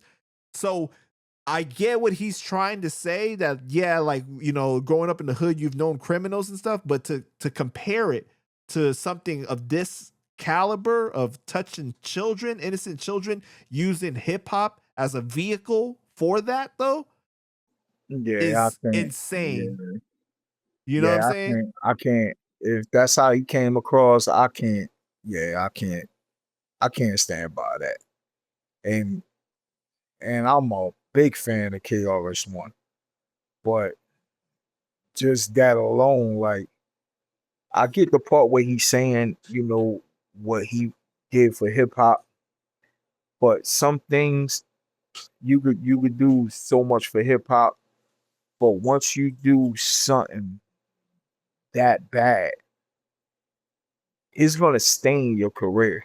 It's gonna stain everything that you did and you should have, you know, thought about in the beginning. Cause now, you know, Africa Mabata is not the only one that pioneered the shit. There's other greats before him that we gotta look up to now. And he should have definitely just handled it different. You know what I mean? He should have definitely handled it different because, you know, after hearing it, you know, if that's how it came out, it's no explanation for that. Like, he definitely, to me, handled that shit in the wrong way. He should have did better doing that. You know what I mean? Because I can't stand by no shit like that.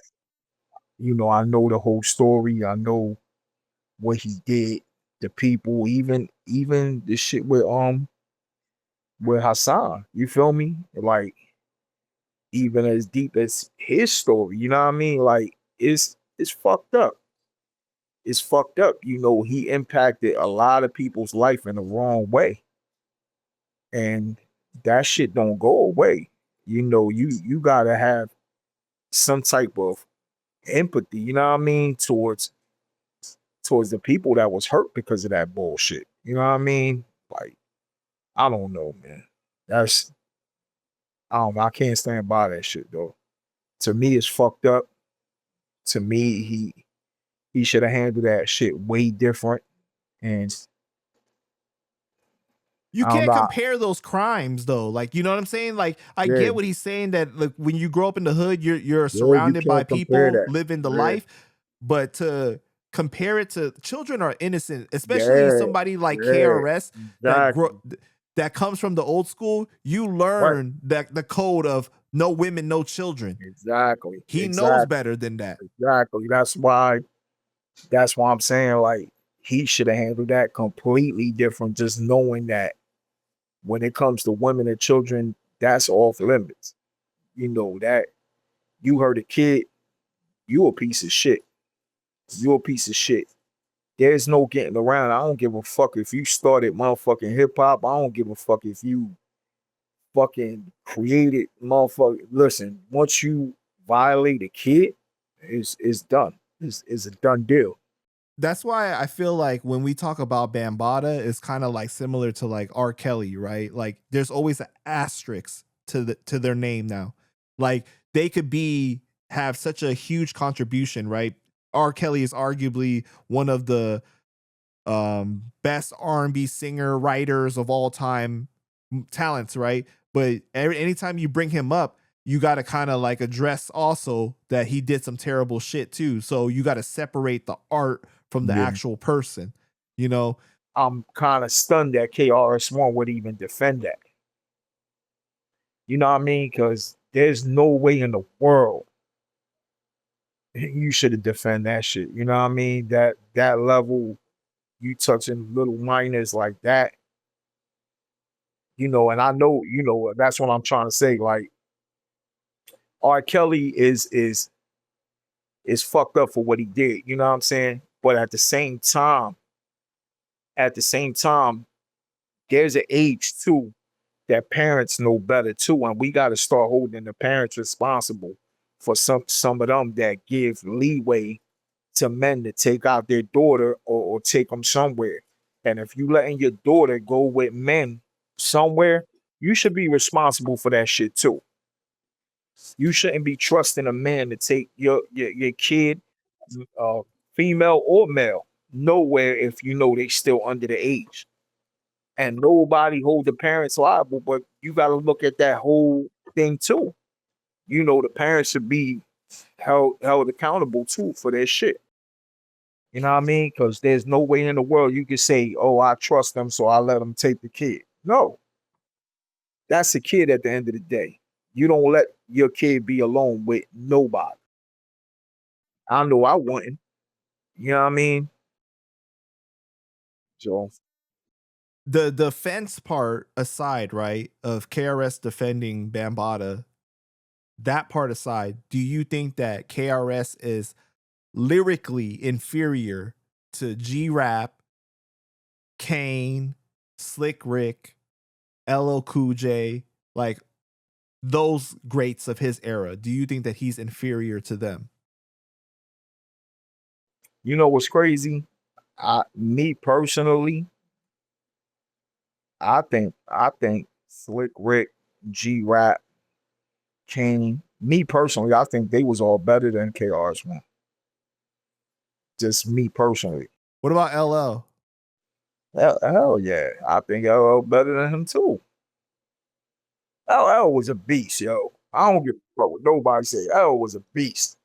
I don't think L get the credit.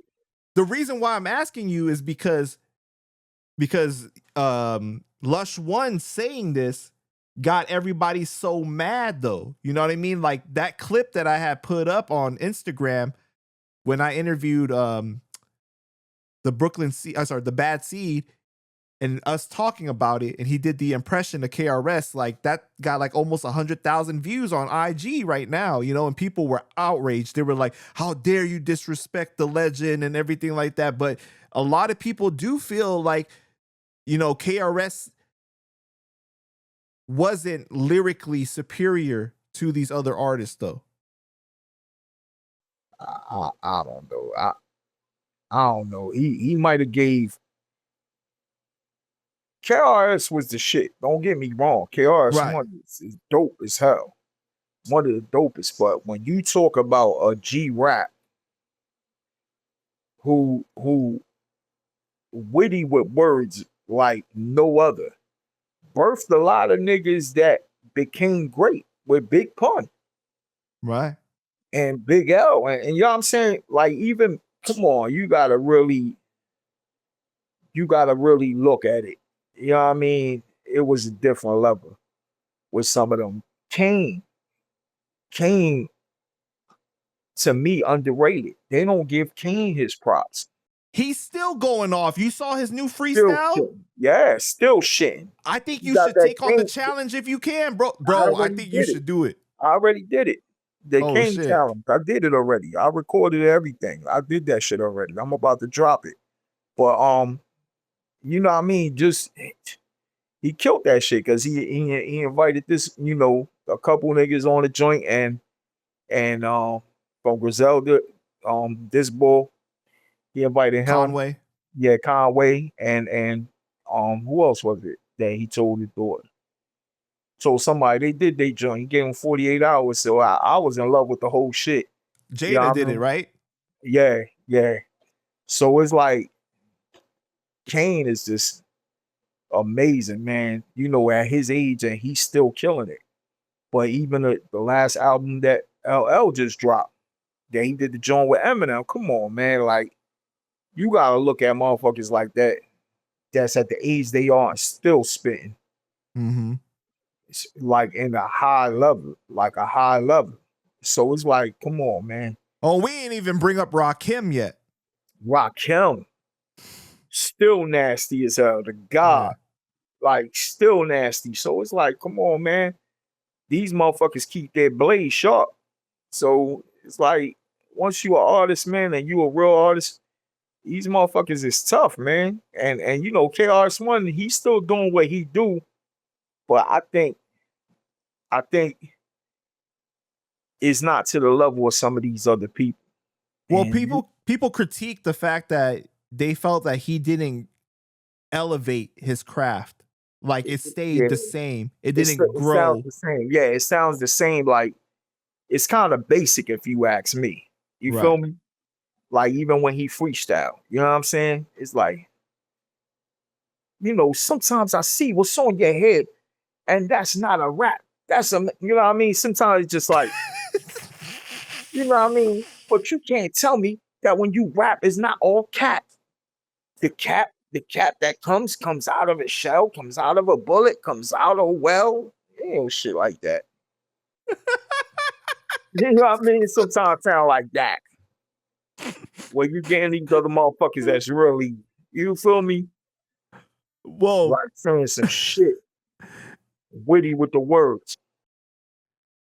Like we have to say though, KRS did crawl for some people to walk though. You know what I mean? But he just, yeah. you know. I ain't never gonna take that away. Come Yeah. on, KRS one of the best ever. So that's, trust me, that's not even.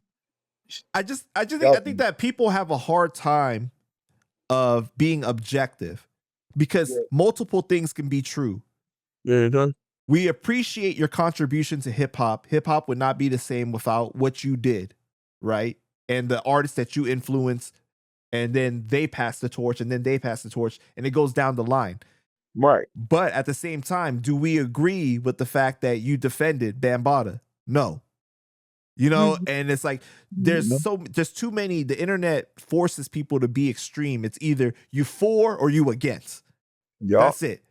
Yeah. They don't want people to be objective, to be like, you know what, like, because you're never gonna agree 100% on anything with anybody, bro. Like, look at you and me. We argue about shit all the time. You argue with your wife. You know, I like people. That's gonna happen. Like, you know, but it's just that online, it's just like people just expect. They just start jumping to like, oh, you bitch, blah, blah, blah. And they just start saying, it starts saying anything, y'all. It's crazy the way they go at shit. They don't look at it, you know, the right way. I don't know, but not taking nothing away from KRS-One, but when you speak some of these other MCs' name, man, shoo.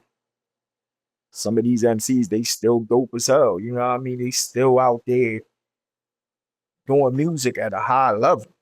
At a real high level. But KRS is an amazing performer, though. You Oh, gotta give him that. Hell yeah, he kills it. Oh, you gonna get a show. Yeah. KRS-One gonna give you a show, and he just brings that energy. That energy is different though. His energy is definitely incredible. You know what I mean? So definitely, man. Shout out to KRS-One, man. You know, somebody I look up to. Definitely, you know what I mean? One of the pioneers in the game. Can't definitely take, you know, nothing away from him. He wilded out on the, you know, Bambaataa shit, but still, one of the dope MCs, man. It ain't like he did the rape, so let's remember that. You know what I'm saying? Because people they start going crazy and like, you know what I mean? All of a sudden they put it on him. And it's not that. You know what I mean? Did K Slay ever have a convo with you about his issues with Jay? You know what? I think it was a more respected than anything. Cause when I did the song Ride With Me and that was the sample that we used with Rick James, you know what I mean? And next thing you know, that's when this boy he did Just Blaze did the song Kingdom Come, and he used that same sample. And Slade was already playing my record for like 6 months on Shade 45, Hot 97. He was playing that shit like faithfully. And that joint was doing numbers. And then Jay came out with Kingdom Come. Of course, my record gonna get lost. Ain't no competing. What I mean? I'm just coming out. No way in the world I'm gonna compete with a giant like that. And you had some of the people like, yo, that's your song. Come at them. I'm not coming at somebody y'all look up to. You crazy? That's the stupidest thing to do. And Slade knew I wasn't gonna do that. Slade was upset. Slade was like, yo, he know I've been playing your record all this time. So I don't care if Just Blaze did the beat. He know this record was out there. Our record inspired that shit. You feel me? And yeah, he had a big record with Kingdom Come, but he was like, look, we just got to play it smart. You know what I mean? And we can either try and go to court, be legal, or let them know, who, that we did this and we did that, and we probably can get points, whatever. And then that's when Just Blaze did his little thing at the time. It was MySpace. That's how far we going back. And Just Blaze put a thing on MySpace. Oh, which song you like better? My big bro, Jay, or this dude, this clown nigga that had this song, boom, boom, boom. And this time I'm just coming into the game. And I'm like, yo, Slade, this motherfucker just put a post up about me and shit. And at the time, Slade was like, oh, that's a good thing, though. You feel me? And I'm like, nah, fuck that. I gotta see this nigga. And at that time, Slade was like, you gotta calm down, nigga. Stop stepping at everybody. But I'm like in defense mode all the time. So that's when I say the story of when I ran into Just Blaze and I put my arm around him. I said, yo, you better take that shit down, nigga. I don't know you. You ain't gonna be talking about crazy with me. And we was about to fuck this nigga up. And he was like, nah, yo, I fuck with you. Boom, boom, boom. The whole story changed. And niggas still owe me a beat too. Right. Because of that. And then I was like, look, I ain't say nothing. That was my song. As soon as I heard y'all did it, I'm not trying to come at Jay or nothing. Shit, how can I come at somebody I look up to? You know what I mean? Plus, Jay is up here. I'm just coming into the game. I'm trying to get love from. I'm a student of the game. I'm never going to do that. You feel me? And then he was like, nah, that was my bad. I'm going to take it down. Boom, boom, boom. And he took it down and everything, but it was like, it did what it did. You know what I mean? So, I don't know, man. It's just, I don't know. I got different takes on the shit. You feel me with that whole thing? Yeah, I mean? because I had interviewed recently the Bad Seed, and he was on that song, Slay song, Through Your Head, and he rapped, I skipped Jay at the Garden and hit Slay session. And he said the reason was he was supposed to go see Jay at Madison Square Garden during the Fade to Black Right. performance thing, right? And Slay was like, nah, I need you to come to the studio to record. And so he played off that and wrote that bar. And he said when he rapped that, Slay went crazy. And he was saying that Slay didn't really like Jay at that time because there was tension over the fact that I think Slay was supporting Nas a lot during the the Jay whole versus Nas beat. Nas. Nas, because remember, he was doing a lot of shows with Nas, and Nas was doing Ether all over the place. Right. So you got to remember when they did New York too. You know what I'm saying? And Nas did the big performance in New York, and that's when Nas really killed them with the Ether joint. That was Slay on stage. You feel me? That did the whole shit, and that's when he brought out Jadakiss and Ludacris and all that shit. And that was at the time Jay was with him. So you gotta remember that history is deep. And I understood at the time what it was. You feel me? But he never tried to put me in harm's way with that, because he always said, if a situation presents itself, we starting to get on good terms. At that time, he was just starting to get on good terms with Jay's people and you know what I mean? So he was trying to, Wait, lead was me in this the right around the time direction. that he went to Baseline Studios with Cameron? Nah, this was that was later on. That was mine was more later on. Oh, This got you. they was already, he was already speaking to people from his camp and shit like that, and he didn't want me to get involved in none of that shit because he was really learning from his mistakes with Pat. You feel me? And he wanted to take a whole different approach with me.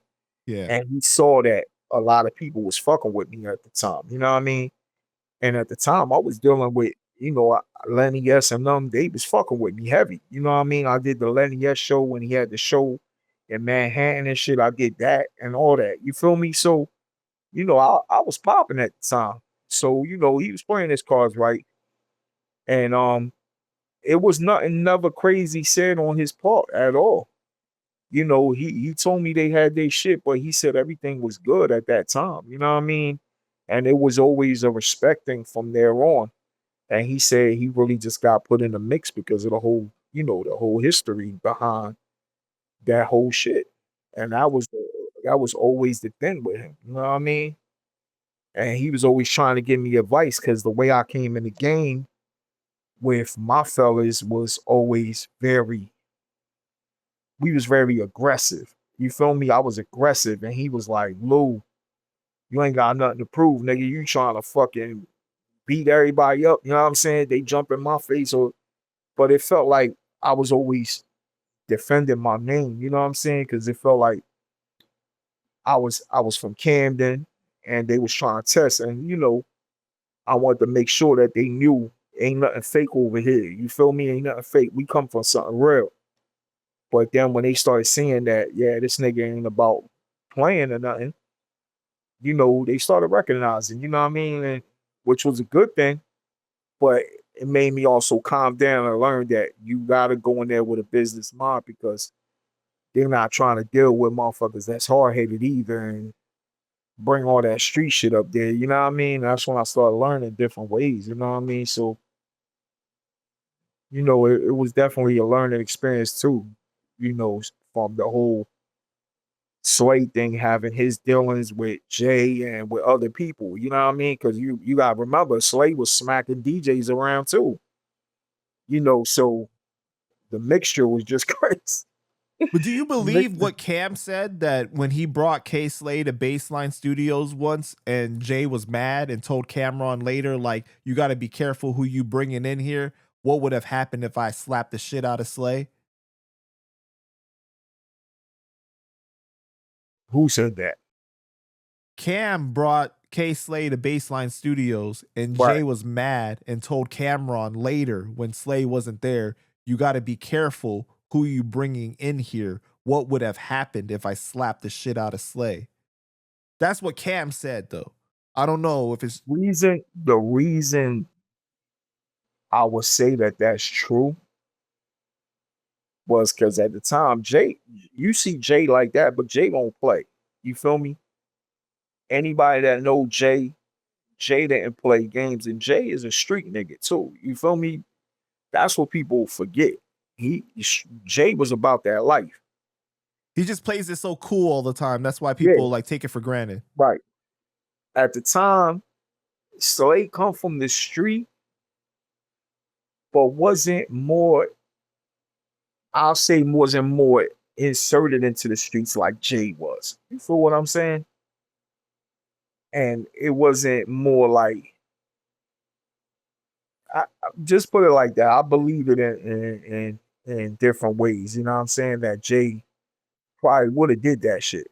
You know what I mean? And it would have Slay stood hit. I don't think Slay would have stood hit though. Right. But it would have been a problem. You know what I'm saying? I think it would have been definitely a problem. But Jay ain't no chump either. You know what I'm saying? Yeah. So recently, Complex had came out with a list of top 50 rappers from LA. Then they came out with a top 50 from New York, right? And Tupac wasn't on any of the lists. Good. When the LA one first came out, they were like, oh, he's technically from New York. And then when the New York one came out, he wasn't on it either. And it caused kind of some fans felt the way about it, right? But these lists, people get left off all the time. But that was just kind of wow, that was a pretty big deal. That's crazy. Regardless of what, as far as LA, he should have definitely been on that list. He should have been top 3 in that list in LA. You ask me. Because the impact Tupac had in LA, name another 5 or 3 that did it like he did. Ice Cube, Dre, just basically NWA pretty much, I would say. Exactly. Exactly. It's not many that you can name. But Pac had a major impact.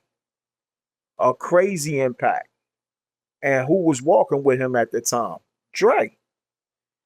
So look who was walking with him at the time. He did California Love with Dre, and then he did the whole shit with Suge Knight, Death Row.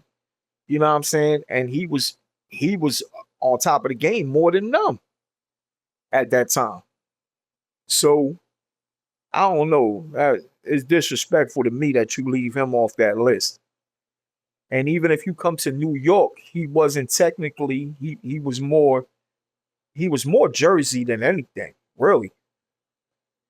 He was more Newark, New Jersey to me than anything. But why do you say that? Because that's where he was always going to, you know what I mean? Even when he was doing performing arts and he was dancing and doing all that shit with a Humpty Hump and all that shit, you know what I'm saying? He was always in Newark, New Jersey. You feel me? And then when he did his first album, The Soldier Joint, you know what I mean? Like, he was even saying it then, like, you know what I mean? Jersey got a part, you know what I mean? But, you know, of course, he's from New York, but at the same time, he was always spending a lot of time in Jersey. You feel me? And, like, it's just crazy that they didn't put him in none of them states. But, you know, these lists is not official anyway, you know what I mean? Anybody make lists nowadays. You know what I mean? Your next door neighbor will make a fucking list. Which brings me to my next point. Philip Flavor came out with a list, a top 50 from New Jersey, and you weren't even mentioned on the list. I commented, what about Big Lou? And they said, that's a good one. Or something along those lines. How did you feel about that? It's like I said, anybody making a list, you know what I'm saying? And it's like, if they say that's a good one, you should have known it's good enough to be placed on there. You know what I mean? And rank it high, because, you know, single-handedly, I opened a lot of doors for South Jersey artists to be heard. You feel me?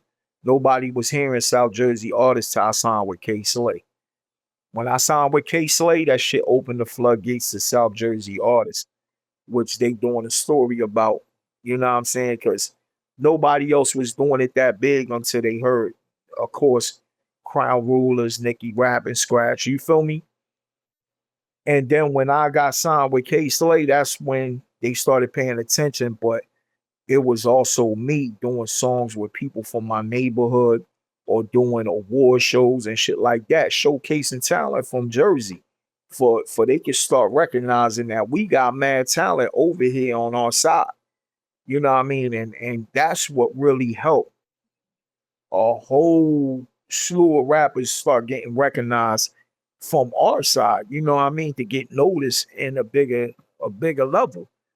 And it's like, to leave somebody off a list or anything, I don't take it no type of way, because it has to be official. But if somebody ain't putting me on the list, it's just because they a bunch of fucking haters, or they just don't know the history. You know what I mean? Because hands down, shit, I mean, it's self-explanatory. You know what I mean? Self-explanatory. I ain't got nothing to prove. You know, I got the receipts. Everybody know that. You know what I mean? But, you know, shout out to them. They, you know, they gave a list of a bunch of people I ain't even know. So it is what it is. It is what it is. So I saw this video of Albee Al, who is really on fire right now. Shout out to him. Yeah. He really got Jersey buzzing. Yeah. Shout out to Porilla over there with him. What What? did you think of his list of top 5 Jersey artists on Tony Yayo and Uncle Murder's podcast that they were talking about? What was his top list? Well, I guess it was more like Tony Yayo was given the people, but they said, I know Yayo didn't want to give it to Budden, right? Albee Al was saying Budden was number 5, but I'm pretty sure, I think Naughty by Nature was on there. Queen Latifah was on there. Oh, they said Redman, right? Yeah, of course, Redman. They said Sue Surf. So Albee Al himself, I think. Oh, they even threw in like Lauryn Hill, you know. Yeah. So yeah, but then they started talking about Camden though, specifically. They were shouting out Camden. How did you feel about that conversation about Camden? What they said about Camden? You didn't see it? Listen, if you mention Camden, and maybe Al, didn't know, what it was, shout out to Al, because I definitely fuck with him. When it comes to Camden, with all these self-proclaimed niggas that think they got the hood on lock, if you don't mention my name first in that shit, everybody gonna feel like it's something wrong. You know what I mean? Now, if you talking about the younger niggas coming up, that's coming up, then that's respected. Because right now, this is about, when it comes to the younger niggas, I support a lot of the younger niggas coming up. Because we had our time. I had my time in the game. You feel me? I was signed before and everything. But if we talking about overall, if my name ain't mentioned in Camden first, is definitely a problem. You know what I mean? The only one I would even dare take a back seat to would be Crown Rulers. You know what I mean? Because they the ones that pioneered it. You know what I'm saying? In Camden, that pioneered it.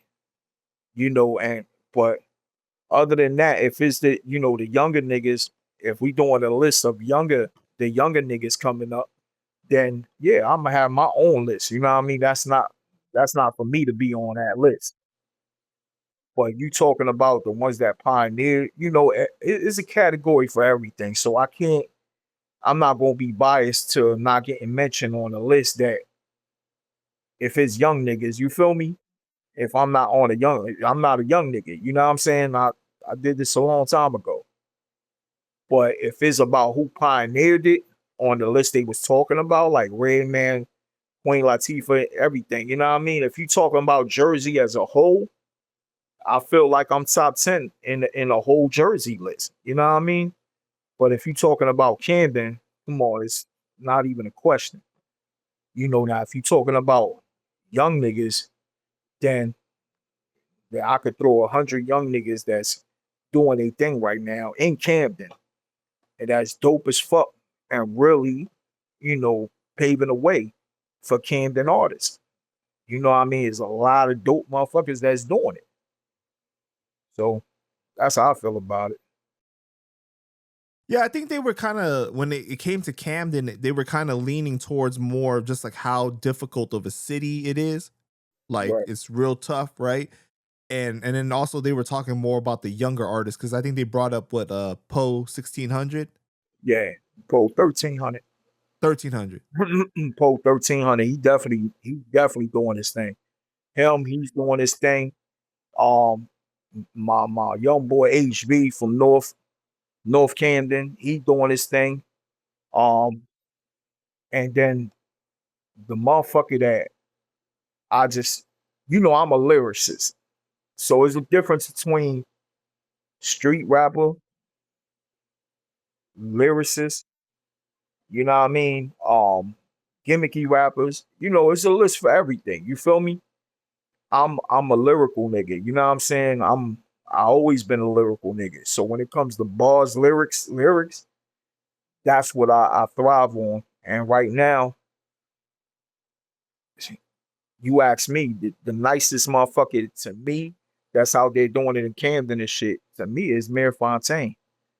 That motherfucker is spit. He's dope as an MC. His cadence, his charisma, his just music overall. The motherfucker just got it. He just got it. You know what I mean? As far as street, more street, I would say Poe 1300. Him, but if you want to get deep into a street motherfucker, Superstar K, man, I gotta give it to Superstar K, who's a straight, hungry ass motherfucking real street nigga that definitely got the streets and really come from that. You know what I mean? You could look at it many ways. You know what I mean? And then you could also mention HB in there. You know what I mean? And I'm not even mentioning the older cats, you know what I'm saying, that did it myself. You know what I mean? Funch, some of the older cats that did it. I'm mentioning some of the newer cats. You know what I mean? The newer motherfuckers that's starting that wave and got some motion and shit like that. Cause there's motherfuckers that's nice as hell, like real rap. If real rap was on his shit and constantly grinding, I would talk about real rap the way I'm talking about Mayor Fontaine. But right now, real rap, his work ethic ain't there. And he'll respect that I'm saying that because that's how much I got love for real rap because the motherfucker is nasty. But that's how many dope MCs we got. You feel me? Coming out of Camden. Lyricists I'm talking about. But I would definitely, I'm doing a whole pass the torch thing. I'm passing the torch. To me, it got to start from somewhere. And to me, I'm passing the torch to Mayor Fontaine. Mayor Fontaine got it, man. He that motherfucker. You know what I mean? Lyrically, videos, everything. He just that motherfucker. And motherfuckers got to learn how to stop hating and then follow suit because motherfuckers like PO 1300, that's the future. You feel me? But then you got motherfuckers like Soul Child, which is a female. Soul Child is fucking the game up right now and leading them up for Camden, New Jersey. Right now, Soul Child is doing her motherfucking thing. Shout out to Soul Child. You know what I mean? She know I got love for her. And she's paving the way for Camden. I'm just proud, man. When you see shit like that, all the years that I put in and shit like that, I'm always repping my city and wearing the city on my sleeve. It was because of shit like that. I always wanted to see artists like Soul Child, Mid Fontaine, P.O. You know what I'm saying? There's a bunch of other artists. HB, which is my man. He been doing it for a minute, but he really just started getting that motion, you know what I mean? And putting good music out there and doing it. There's a lot of other motherfuckers, you know what I'm saying? That's out there doing it. That I show mad love to. Poppy O is another one. I can sit here and mention names all day, man, but me personally, if I was to start it from somewhere, somebody that's lyrical and everything, I would have to say Mid Fontaine, man. Definitely who I'll pass the torch to and make him the face of Camden, to represent the city in a big way. And then, of course, everybody else, that want to follow suit to that. Everybody have their own preference, you know what I'm saying? But everybody is different in a different type of way. You could put it in the category of lyricists. You could put it in the category of street niggas, you know what I'm saying? That's why I mentioned Superstar K or real motherfucker and got some joints. He got a joint called Batman, you know what I'm saying? Look, it's dope. The motherfuckers is just putting they work in, you know what I mean? So I've been going for days, man. But to me, you got to get categorized the right way. And, motherfuckers got to really give it up for what it is. You know what I'm saying? Work ethic, consistency, shit like that. To me, people got to look at that. Because some motherfuckers, they want to make one record and think that they should be top motherfucking three and got one record and shit and one song that nobody ever heard about. But, that's the shit we live in. So I also saw another video where Albee was talking about what he said kind of reminded me of some things that you've been through. He said Right. Jersey was a hating ass state. He said they not gonna really support anyone or don't want anyone to win. He feels like Jersey got more talent than New York right now, but the light isn't on Jersey. But if he were to share the light, then the person he shared it with would most likely not acknowledge that. And then that person would end up partnering with someone that hates on him. It's like a difficult position to be in. What did you think of that clip? Shit, nigga, you made my hair stand up. Like, he's so on point with that shit. Like, it's not even, yo, shout out to Al for even saying that shit, because that's me and you talk about shit like this. You feel me? And you know that's how I feel. That's exactly how I feel. It's so much hate towards motherfuckers, especially motherfuckers that shouldn't be getting the hate. Like, there's no way in the world motherfuckers from Jersey should be hating on Al because he's doing his thing. That motherfucker came from the crevice and built a name for himself and still building the name and putting Jersey on. Jersey. Not motherfucking North, not South, Jersey. So why should anybody in Jersey be hating instead of congratulating? But when it comes to your people, the ones that's next to you, they the worst ones. You know, because everybody wants your spot, man. It's like, it's that crabs in a barrel shit I told you about. Crabs in a barrel, they don't want to see you elevating, you know what I mean? And that's why you got to learn how to separate yourself. Sometimes you don't want to do it, but you have to. Because if you stick around long enough, you won't wind up getting pulled down. And then you forgotten. So sometimes you just got to do you and be consistent. And, you know, I'm glad that he recognizes that, you know, not only to show other artists, but he's showing himself like he gonna stay sharp. You feel me? For he could keep on elevating his stock. Because if you keep on, you know what I mean, helping everybody and trying to make other motherfuckers win, they gonna keep on tugging you till they bring you down and they work themselves up. And that's Jersey for you. You know, that's why I call Camden the city of hate. Because Camden motherfuckers, yo, and it's not all of them, but most of them. It's not all, but most of the motherfuckers just don't want to give it up the right way and love the fucking hate. They can never say the real shit, but if we was all in a room, you'll see who's who. You'll see who really about that life. You see who really come from something. You see all that shit, all that fucking testosterone that they show on records ain't gonna be there. You know what I mean? The real shit is gonna come out, man. So that's what it is. You know what I mean? Like, it's just a city of hate and everybody want to go. Motherfuckers that don't even rap want to be rappers nowadays and want to be the best. So imagine. You know what I mean? Flim. You know what I mean? That's how bad it is. Social media is just cheap tea. Cheeky. Yo, motherfuckers crazy, man. But, you know, Al said it good, man. You know, shout out to Al, man. You know, he was on point with that shit, because that's the realest shit, you know, anybody said in a while.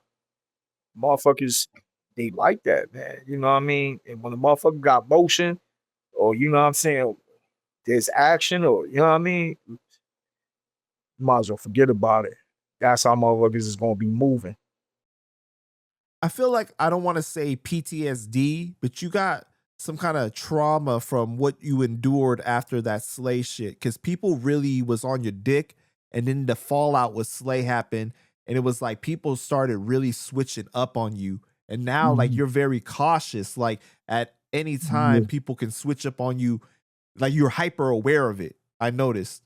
Yeah, I'm very aware of it, man. I saw how the ones that was so-called day ones, how they switched up on me.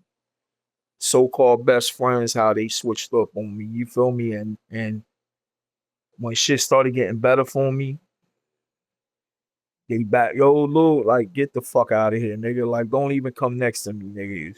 Because it's not even gonna be nice. You feel me? And it's like, I've been there. I saw it with my own eyes. I experienced it, you know, to the point of people that knew Slay real good and people that saw what I went through with my whole lawsuit. I had people come apologize to me, literally apologize to me. DJs. I'm talking about DJs and everything, and say, yo, I felt in my heart I had to say sorry to you because I felt like I contributed into fucking up your career because X, Y, and Z ain't want me to play your records. They ain't want me to play your records no more. They wanted me to keep you off the radar because of this and this and that. You know what I mean? And you know, it hurts to hear that. You feel me? It hurt.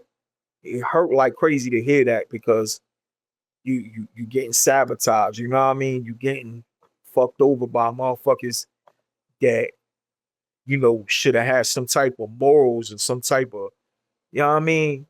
Like Blackballed. yeah, you feel me? And it was sad, but you know me, I just kept on pushing.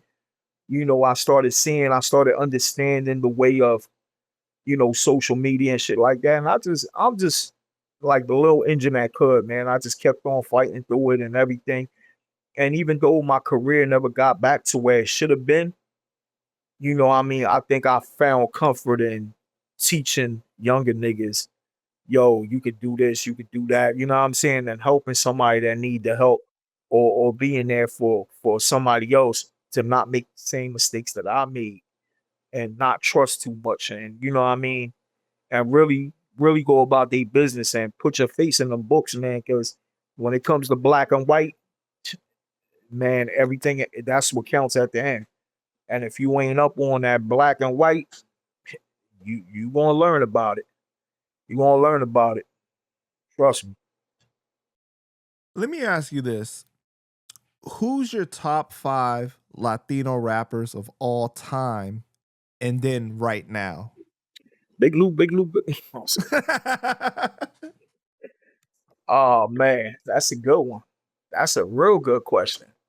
My top 5 Latino rappers. Start with all time first and then we go into current day. All time, you talking about. Yeah. Whether All you want to time. include yourself or not, that's up to you. No, I'm gonna include myself. Fuck that. All time, of course, Big Pun. Of course, Big Pun. All time, Big Pun.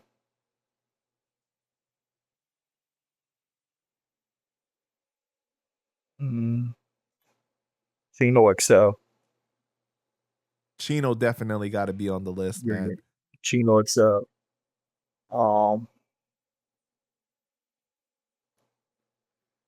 I'm gonna go with somebody that they not gonna expect. And I think this is like the Latin ODB. I don't think nobody, yo, I think he just like the Latin ODB, man. I gotta say my brother motherfucking Thurston Howe, bro. I gotta say Thurston Howe, yo. Thurston Howe is like the Latin ODB, and he don't get the credit he deserves. That's just me. Thurston is dope, bro. Thurston is super dope, man. I love Thurston, yo. Thurston is super dope.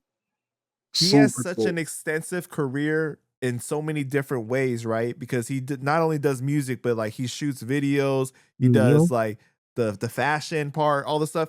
Like Right. I was supposed to interview him, but it's just I'm intimidated to a certain extent because it's like I don't know if I could cover everything that I would really want to in Nah, man. to Talk. properly do it. You know what I'm saying? Like that's why like I feel bad, but I do want to do it. I don't want him to think that like, yo, like I'm not interested or whatever. You know, Nah, I try to Thurston, my tell it to brother, him. man. We definitely gotta get Thurston on. You know what I Yeah, mean? no, We I definitely definitely want got to interview him, but it's just I just yeah. want to make sure I do it the right way, you know, to live up uh, to it, man.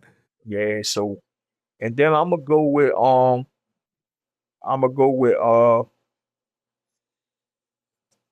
I gotta say Joel Ortiz. Joel Ortiz at number 4? I gotta say Joel Ortiz. Nah, I ain't saying no Oh, order. okay. I'm just saying the top 5 all time. I gotta put Joel Ortiz. Um, No, I gotta be put, real. you saying oh this is all time, right? Yeah. All right, Joel Ortiz gotta get off that list. We got yeah. I forgot my niggas. I forgot B World. I gotta put B World. I gotta put B World.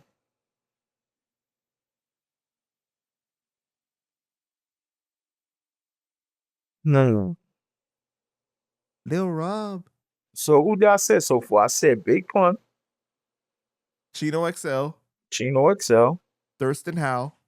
Thurston Howe, Be B real. Real, And Lil Rob. and I'm a motherfucking I'm gonna have to go. I'm gonna have to go with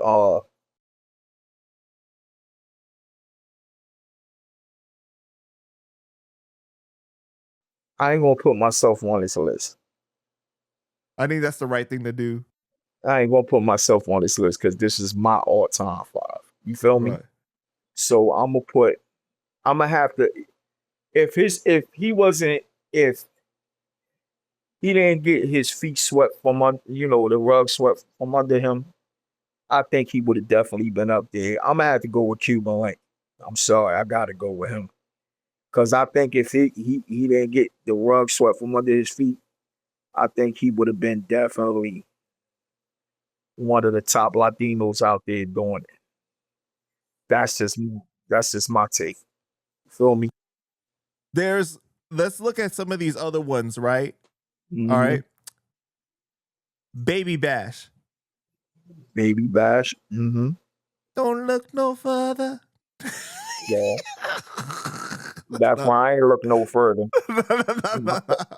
That's fucked up. Okay. All All right. What about Bodega Bams? Well, they up there is dope. Cardi B? Mm. Chingo Bling? And I mean, when the Cardi, in the Audi, in the Audi. What about Chingo Bling? Well, Cardi stole the Camden flow, so I'm gonna have to big up my boys from Camden for giving her shit. But All right. What about Dave East? Do we consider him? Is he full Latino? he's what? He's Latino? He ain't Latino, is he? Yeah, he is. No, he ain't. Yeah, the rapper is of Bajan, Louisiana Creole, and Dominican descent. Man, that's a sharp pay, nigga. That's a sharp pay. The fuck? All right, so we're not counting Fabulous, right? We're not counting like Jim Jones, like dudes Fabulous that like won't even claim his Latino side. Fabulous. So Jim Jones, yeah, he's Latino too. Wait. How you ain't put Immortal Technique on there? Yeah, shit. You see, it's so many greats. You forget. You do forget. Cause I did forget my nigga Immortal. I did forget my nigga Immortal. But I got Immortal on my other list. It's hard because Immortal is like it's hard doing a list, man. It's not even real to make your own list because I don't want to say it's so many greats, but it's like a good 10 to 15 dope greats. You feel me? A good 10 to 15. The rest is you know what I'm saying? What about Lil Rob, Summer Nights, man? Lil Rob. Summer days just sitting around, but when the sun goes down, we'll be ready to party. Nah, Lil Rob. Nah. All right, Lil Xan. Lil Xan. Lil Xan. Get the fuck out of here, yo. All right. What about Angie Martinez? Hey, come on, man. You giving me a motherfucking, you giving me a headache, nigga. All right, Pitbull. Nah, Pitbull is dope. Don't get it fucked up. Pitbull was a lyricist like a motherfucker.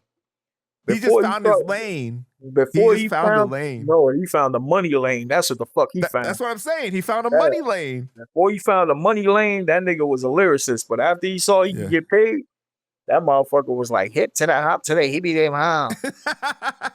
Shake your booty. Shake your booty. He started doing John Travolta shit and rap.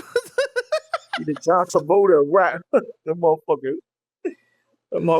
I know you want me. I know you want me. Staying alive. Staying alive. Yo, what about what about Snow the Product? Who the fuck is that? You don't know who Snow the Product is?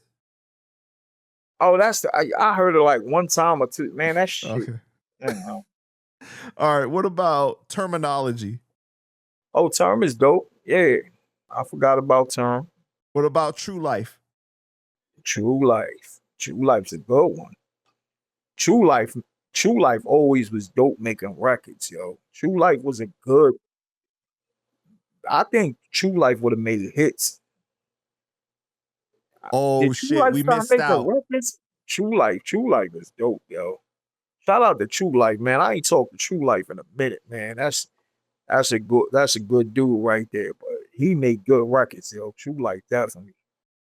Are we counting Nori?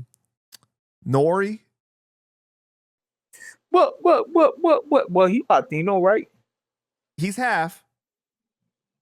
He's what? Half black and half Dominican? Yeah, I think so. Oh. Is he Dominican? Oh no, he's Puerto Rican. Sorry, he's Puerto Rican. Oh, he's Puerto Rican. Yeah, he is Latin. Yeah, so he's Latin. Yeah, Nori up there too. Can't take nothing away from Nori. How we forget about the Beat Nuts? The Beat Nuts is dope too. Nuts. Yeah, but the Beat Nuts is dope, but they have one or two hit records. That little album was dope though. The little album was dope. How about, was the Alcoholics Spanish? I don't see them on this lick. The Alcoholics, it was Latin? I thought so, but let me see. I thought they was Latin, the Alcoholics. Yeah. Alcoholics was dope too. But definitely the Beat Nuts too. You know what I'm saying? Beat Nuts was dope. 6ix9ine. Who? 6ix9ine. Tekashi? Man, get the fuck out of here, man. Yo, he's arguably one of the most successful Latin artists. He's not dope though. Get the fuck out of here. He number one at snitching. Now you know people gonna be calling you out for being biased for not putting your man Joe on there. Oh, Fat Joe, come on, man. Joe on one of them. Joe on one of my joints. I ain't gonna hate on Joe. Joe made hits though. I know, but is he top 5 though? Fuck no. He's not on my top 5, but you know what I'm saying? He's on one of the, you know what I mean? I ain't gonna hate. I don't be doing that. I don't do that hating shit. You know what I mean? Chris Rivers. Chris is dope as shit. Chris definitely one of them top lyricists. I fuck with Chris. Lefty Gunplay. Lefty, all right.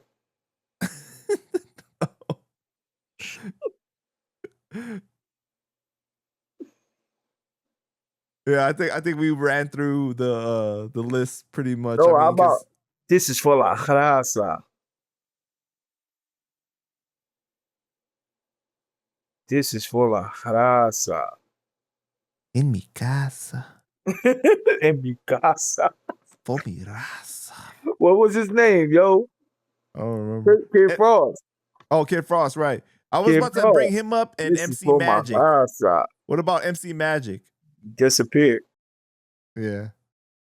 All right. So let's run it back. So your top 5 is who? Mellow Man Ace.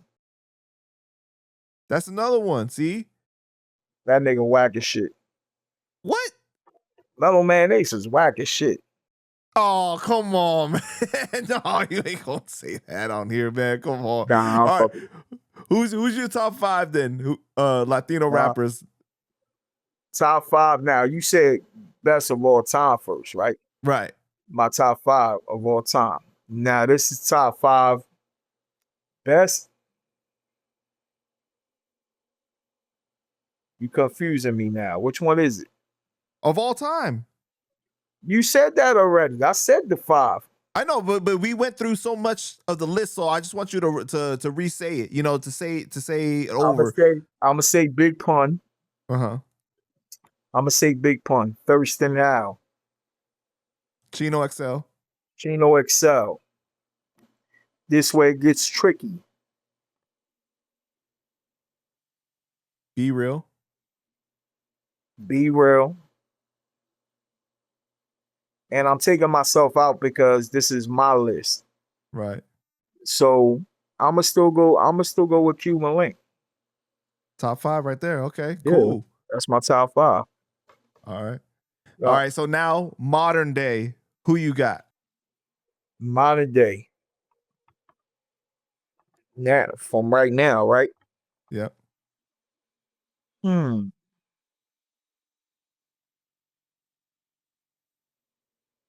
I'm gonna go with myself. Wait, just to confirm, the all-time list, there was no specific order, right? Yeah, that was no order. Okay. All right, cool. That was no order. Well, with now,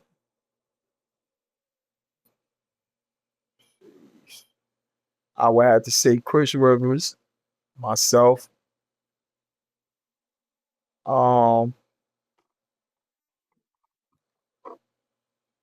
Chris Rivers, myself. I'm gonna say niggas that know how to spit. So I'm gonna go with Shabam Sadiq. Motherfuckers that can spit.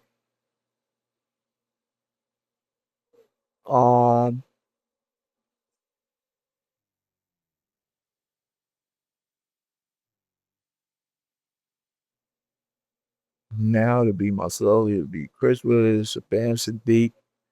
I will go with and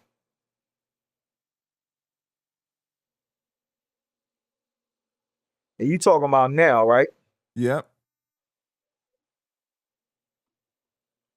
You know what I'm gonna go with now too? I'm gonna go with who really dope. The motherfucker know how to rhyme. I'm going with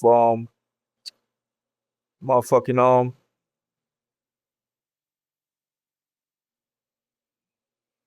That with my, Mexican OT. with my nigga from Punchline Academy. Infamous Amadeus? I'm definitely going with Amadeus. Amadeus grew on me. That nigga know how to make records. And I'm talking about now. So I'm going with Amadeus. And then I'm gonna go with that's why I said I'm going left field with Lil Pump. it. Fuck out. He's Colombian. Nah, I ain't picking no fucking little bro. Let me see. Bia. Who? Bia? Female rapper? BIA? Be the fuck out my list. Nah, I don't know.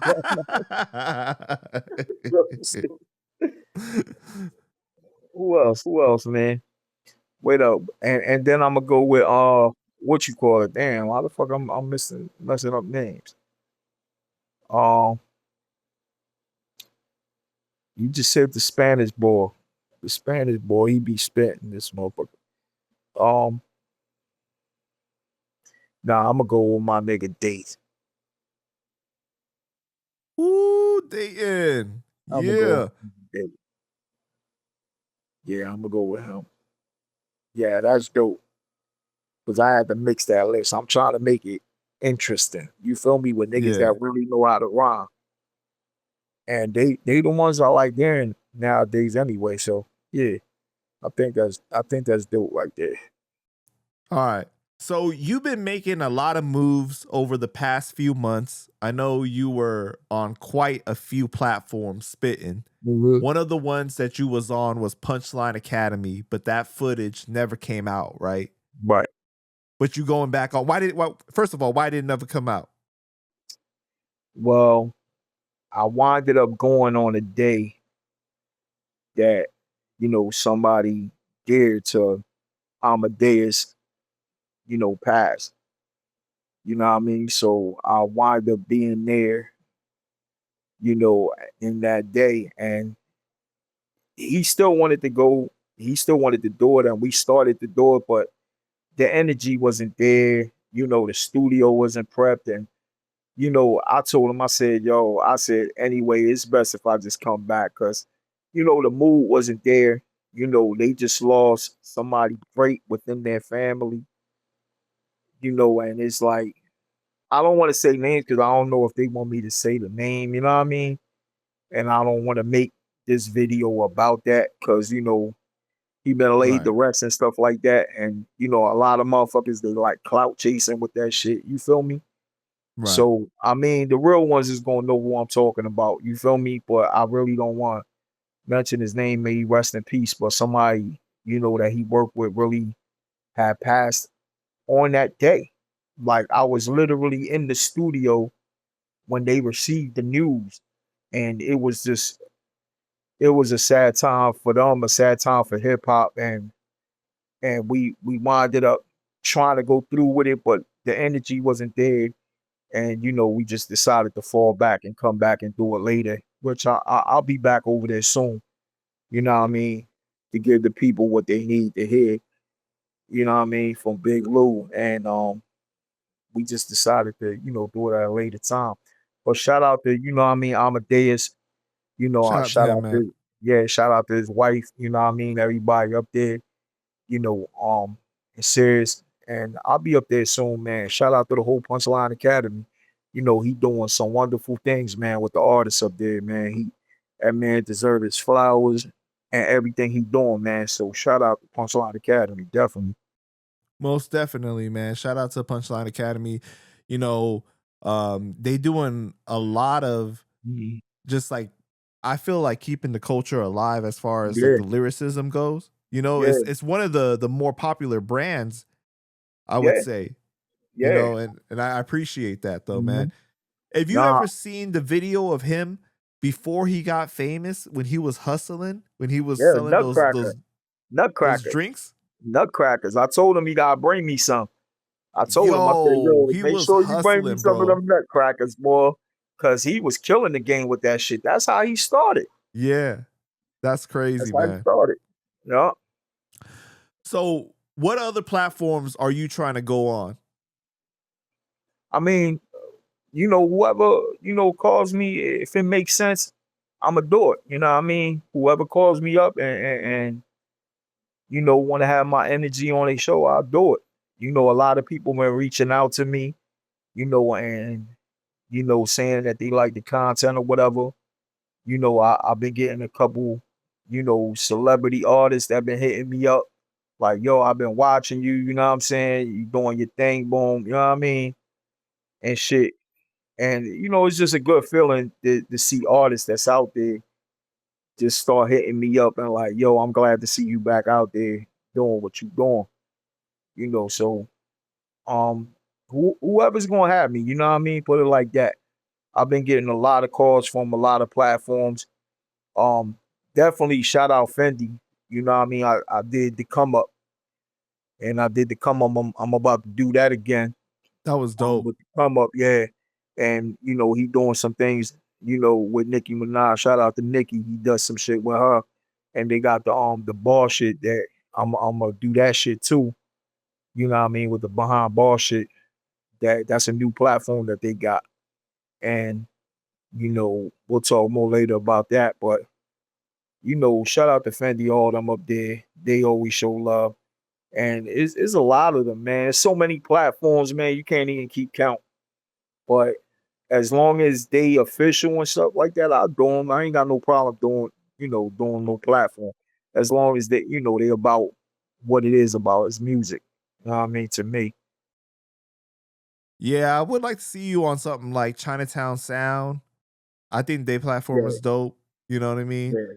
Um, yeah, that would be crazy. Just more of the ones where you be like really spitting. Yeah, I like Chinatown Sounds. They dope. I did After Hour show too. I did their shit too. Shout out to After Hour show. I did them. You know what I mean? I went up there and touched that and killed that joint. So yeah, I got a couple joints I did, man, but pretty soon I'm doing a whole lot of platforms, a lot of videos coming out, you know what I mean? So it's just timing, you know what I mean? And the timing is starting to be perfect. So you see a lot of things coming out soon. For sure, man. For sure. About time. Dog in the Yard? Dog in the Yard. I think Dog in the Yard, shit. Pistol P had me up there. Shit, if he don't let his brother get in the way of that. You would really go up there? Hell yeah, why wouldn't I?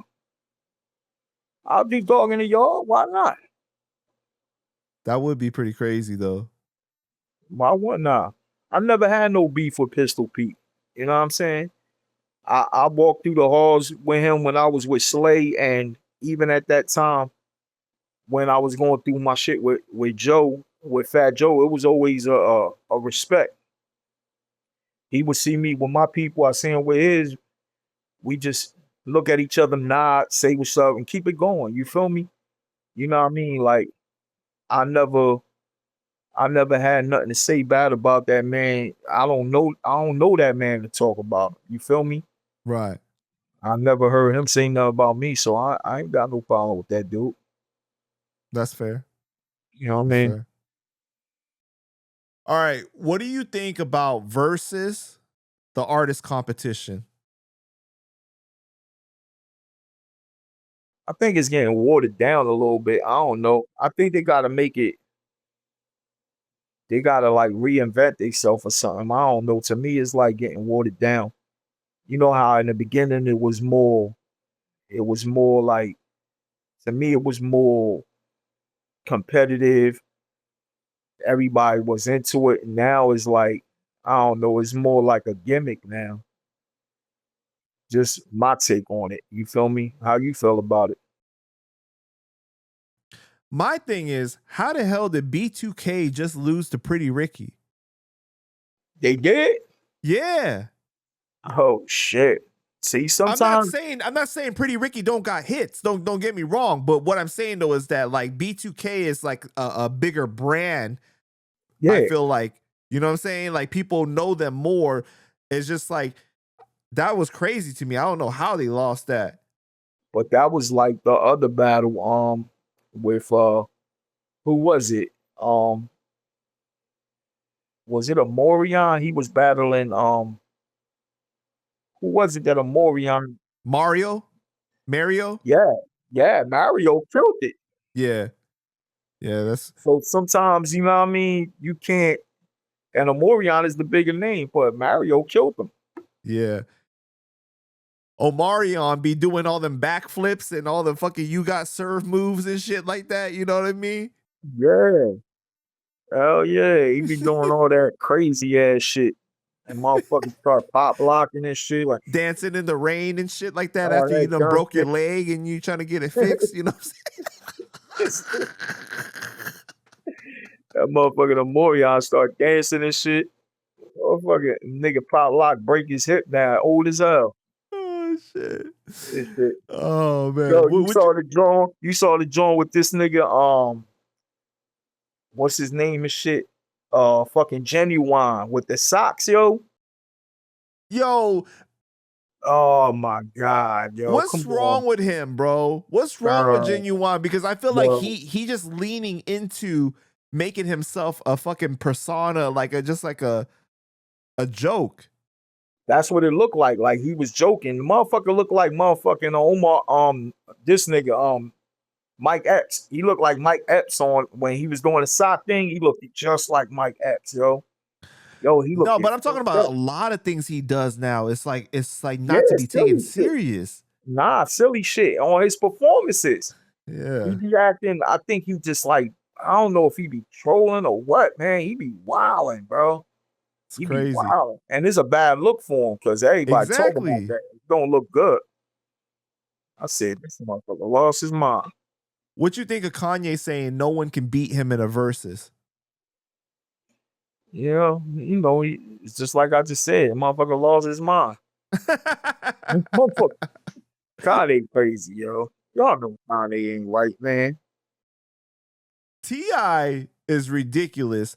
How you say now you don't want to do a versus because it's like for poor people when like for years you was basically begging 50 to do a versus against you. Yeah, Like even exactly.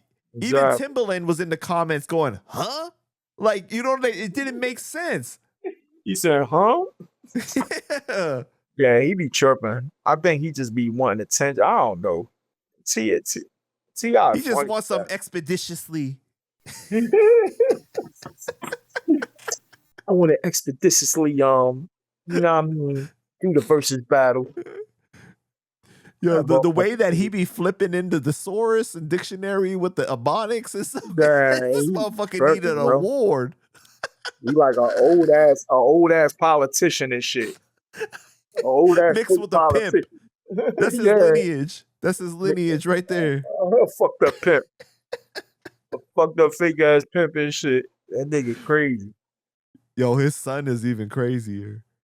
Oh, that motherfucking little white king. That nigga look like a disease. Yo, that's fucked up, man. Nah, come on, don't do that. You do, yo. That motherfucker look like, remember the movie Powder and shit? No, man. See, they gonna call you racist for this part. Don't say that type of stuff. That's not cool, man. Man, that's not being racist. That's bullshit, man. You sound like motherfucking Talib. No, I'm just looking out for you because I know how they be thinking online, bro. They you be think black acting people crazy. ain't gonna laugh at that shit? They not gonna motherfucking think nothing racist about that, man. He looked like the motherfucker. You know, like the motherfucker had the motherfucking donkey face. Like that nigga ugly as shit. Shit.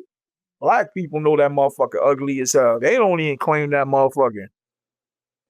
Shit, yo, alone T.I. don't want to claim that nigga. I'm not gonna lie, it kind of looked like he inherited his mom's surgeries. Hey. No, plastic surgeries. You stupid. See that they gonna take offense to that. We fucking inherited his mom's surgery. That's fucked up, yo. Man, don't act like you wasn't just laughing at that. What the hell, man? Come on. That's because I was hurt. You was hurt. That was a whimper. It wasn't a laugh. It was a whimper. That was a whimper. He said he inherited his mom's surgeries. That's fucked up, yo. Damn. You gonna tell me it look good? Huh? I said, you gonna tell me they look good? Hell no. You see, I still trying to learn how to leave it her ass and shit. No wonder he needed all the ecstasy pills. That shit ain't helping. That shit Yo, ain't man, we gonna get our ass whooped. Yo, you stupid. He better erase that shit. You're getting raped, nigga. He's stupid. Oh man, we gonna get beat up. Oh shit. Yo, you got this one. Last question, man. This summer, I heard about a Camden anthem you doing for the city. That's gonna be the big talk, man. And I heard there's a remix to it. Yup. Yeah, it's gonna be dope, man. It's gonna be special. We gonna I'm gonna do it right in the middle of the hood. We gonna do a concert with that joint and do a concert like, you know, and there's gonna be a lot of surprises. We're gonna bring a lot of people down. You know what I mean? We're gonna put a face into Camden finally and give something for the artists to keep on doing, you know what I mean, constantly every year. You know what I mean? That built something that we can start from, you know what I mean, and bring some type of structure into the hip hop game in South Jersey, because that's what's missing. You know, you got North Jersey, which they got their own shit. New York got their own shit. but you never got South Jersey doing nothing. You always got to go to Philly. Everybody going to Cosmic Cab. Like, he could do something for us. He can't do shit. He's Philly. You know what I'm saying? Or they try and get these Philly artists to always rep us. And it just don't fit right because you got all these Philly niggas talking shit like we baby Philly. That's how they look at Camden. Like, we ain't no fucking baby Philly. We don't sound like baby Philly. To me, we way more different than Philly. And I fuck with Philly. A lot of my niggas is from Philly and people I know. I got family, but we different. We not no fucking baby Philly. And the last thing we need is artists from Philly trying to associate us with them because that's not what we are. Camden is blue collar like a motherfucker. And even though Philly is blue collar, I'm talking about in the hip hop world.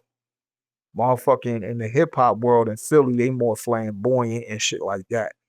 We more really blue collar, we more street, you know what I mean? We more gritty, you know what I mean? We come from something real, something authentic that's not like Philly. It's different. And you know, the world need to see that. And the world need to know that. With some of the acts I told you about, you know what I mean? That's opening them doors. Definitely. Like Soul Child, you gotta check her out, man. Soul Child's a beast. Mid Fontaine, you know, a lot of them, HB, you know, PO, like it's a lot of dope artists, you know what I'm saying, coming from Camden. And that's what we gonna do, you know what I'm saying? We gonna give us, you know, a name, and it's gonna start with that new anthem. The same way I did Voices years ago. And people still talk about Voices. So now we gonna do it bigger and better and put a name to that and put a face into Camden hip hop. That's what's gonna make it special. And we gonna let the people come out and we gonna let the people narrate the whole video and do the whole shit. You know what I'm saying? We gonna let it, you know, take a life of its own. You feel me? We ain't gonna do all the choreograph and all that shit. We just gonna let it do what it do. You know what I'm saying? And that's it. It's gonna be dope, man. Yo, aren't you bringing back the Camden Underground Music Awards too? Yeah, we talking about it as we speak. I've been talking to like 3 people that's gonna help out do it. Actually, one of the people is from North Jersey. You know what I'm saying? So we're trying to just separate that gap, you know what I'm saying, to make it bigger, where it could be South, North, and South artists, you know what I mean, and the mid, you know what I'm saying. So we just want to bring it all together, you know what I'm saying, and make it the Jersey Underground Music Awards, which we was gonna do years ago and we never got to it. But now we're definitely gonna do it. So it's gonna be Dang. dope. It's gonna be That's gonna dope. be crazy, man. Yeah, I'm and definitely hopefully, pulling up. oh, you gotta pull up. We definitely, hopefully, you be covering it. I'm Hopefully, you be definitely pulling covering it. up, man. Yeah, you definitely gotta cover that. So it's gonna be dope, man. We gonna put it together, and we gonna have a lot of good people that's gonna be, you know, the whole committee of it. You know what I mean? And hopefully it takes off like it did the first time when I did it. It was dope as hell. It was big. You know, I had Lords of the Underground. I had Rod Digger. I had Lil C's, you know, Biggie's family. And everybody that went to him, they was like, yo, it felt like I was at the damn BET Awards, yo. They was like, the awards even was crazy. So imagine now how I'm gonna make that shit be. It's gonna be 10 times better. So imagine. You know what I mean? We gonna start something that's gonna be around for a long time and we ain't gonna stop this time. Yeah, man. That's gonna be crazy, bro. Yeah, it's needed. It's needed. Most definitely. All right, Mhm. Lou. All Man, I right, just want to man. thank you so much for your time, bro. Is there anything else you want to Definitely. say to the people? Yeah, fuck y'all. I knew that was coming. Nah, thank you. You know what I'm saying? And you know, stay on the lookout. Thanks for everybody that supported me from day one. I'm still doing music. I'm still doing a lot of things, you know what I mean? Stay in tune with your boy, you know what I mean? Lost City Nation. Shout out to you, the family. Love you, bro. Thanks for having me again. And 2026, 27, man, we gonna do it. God bless. Let's go.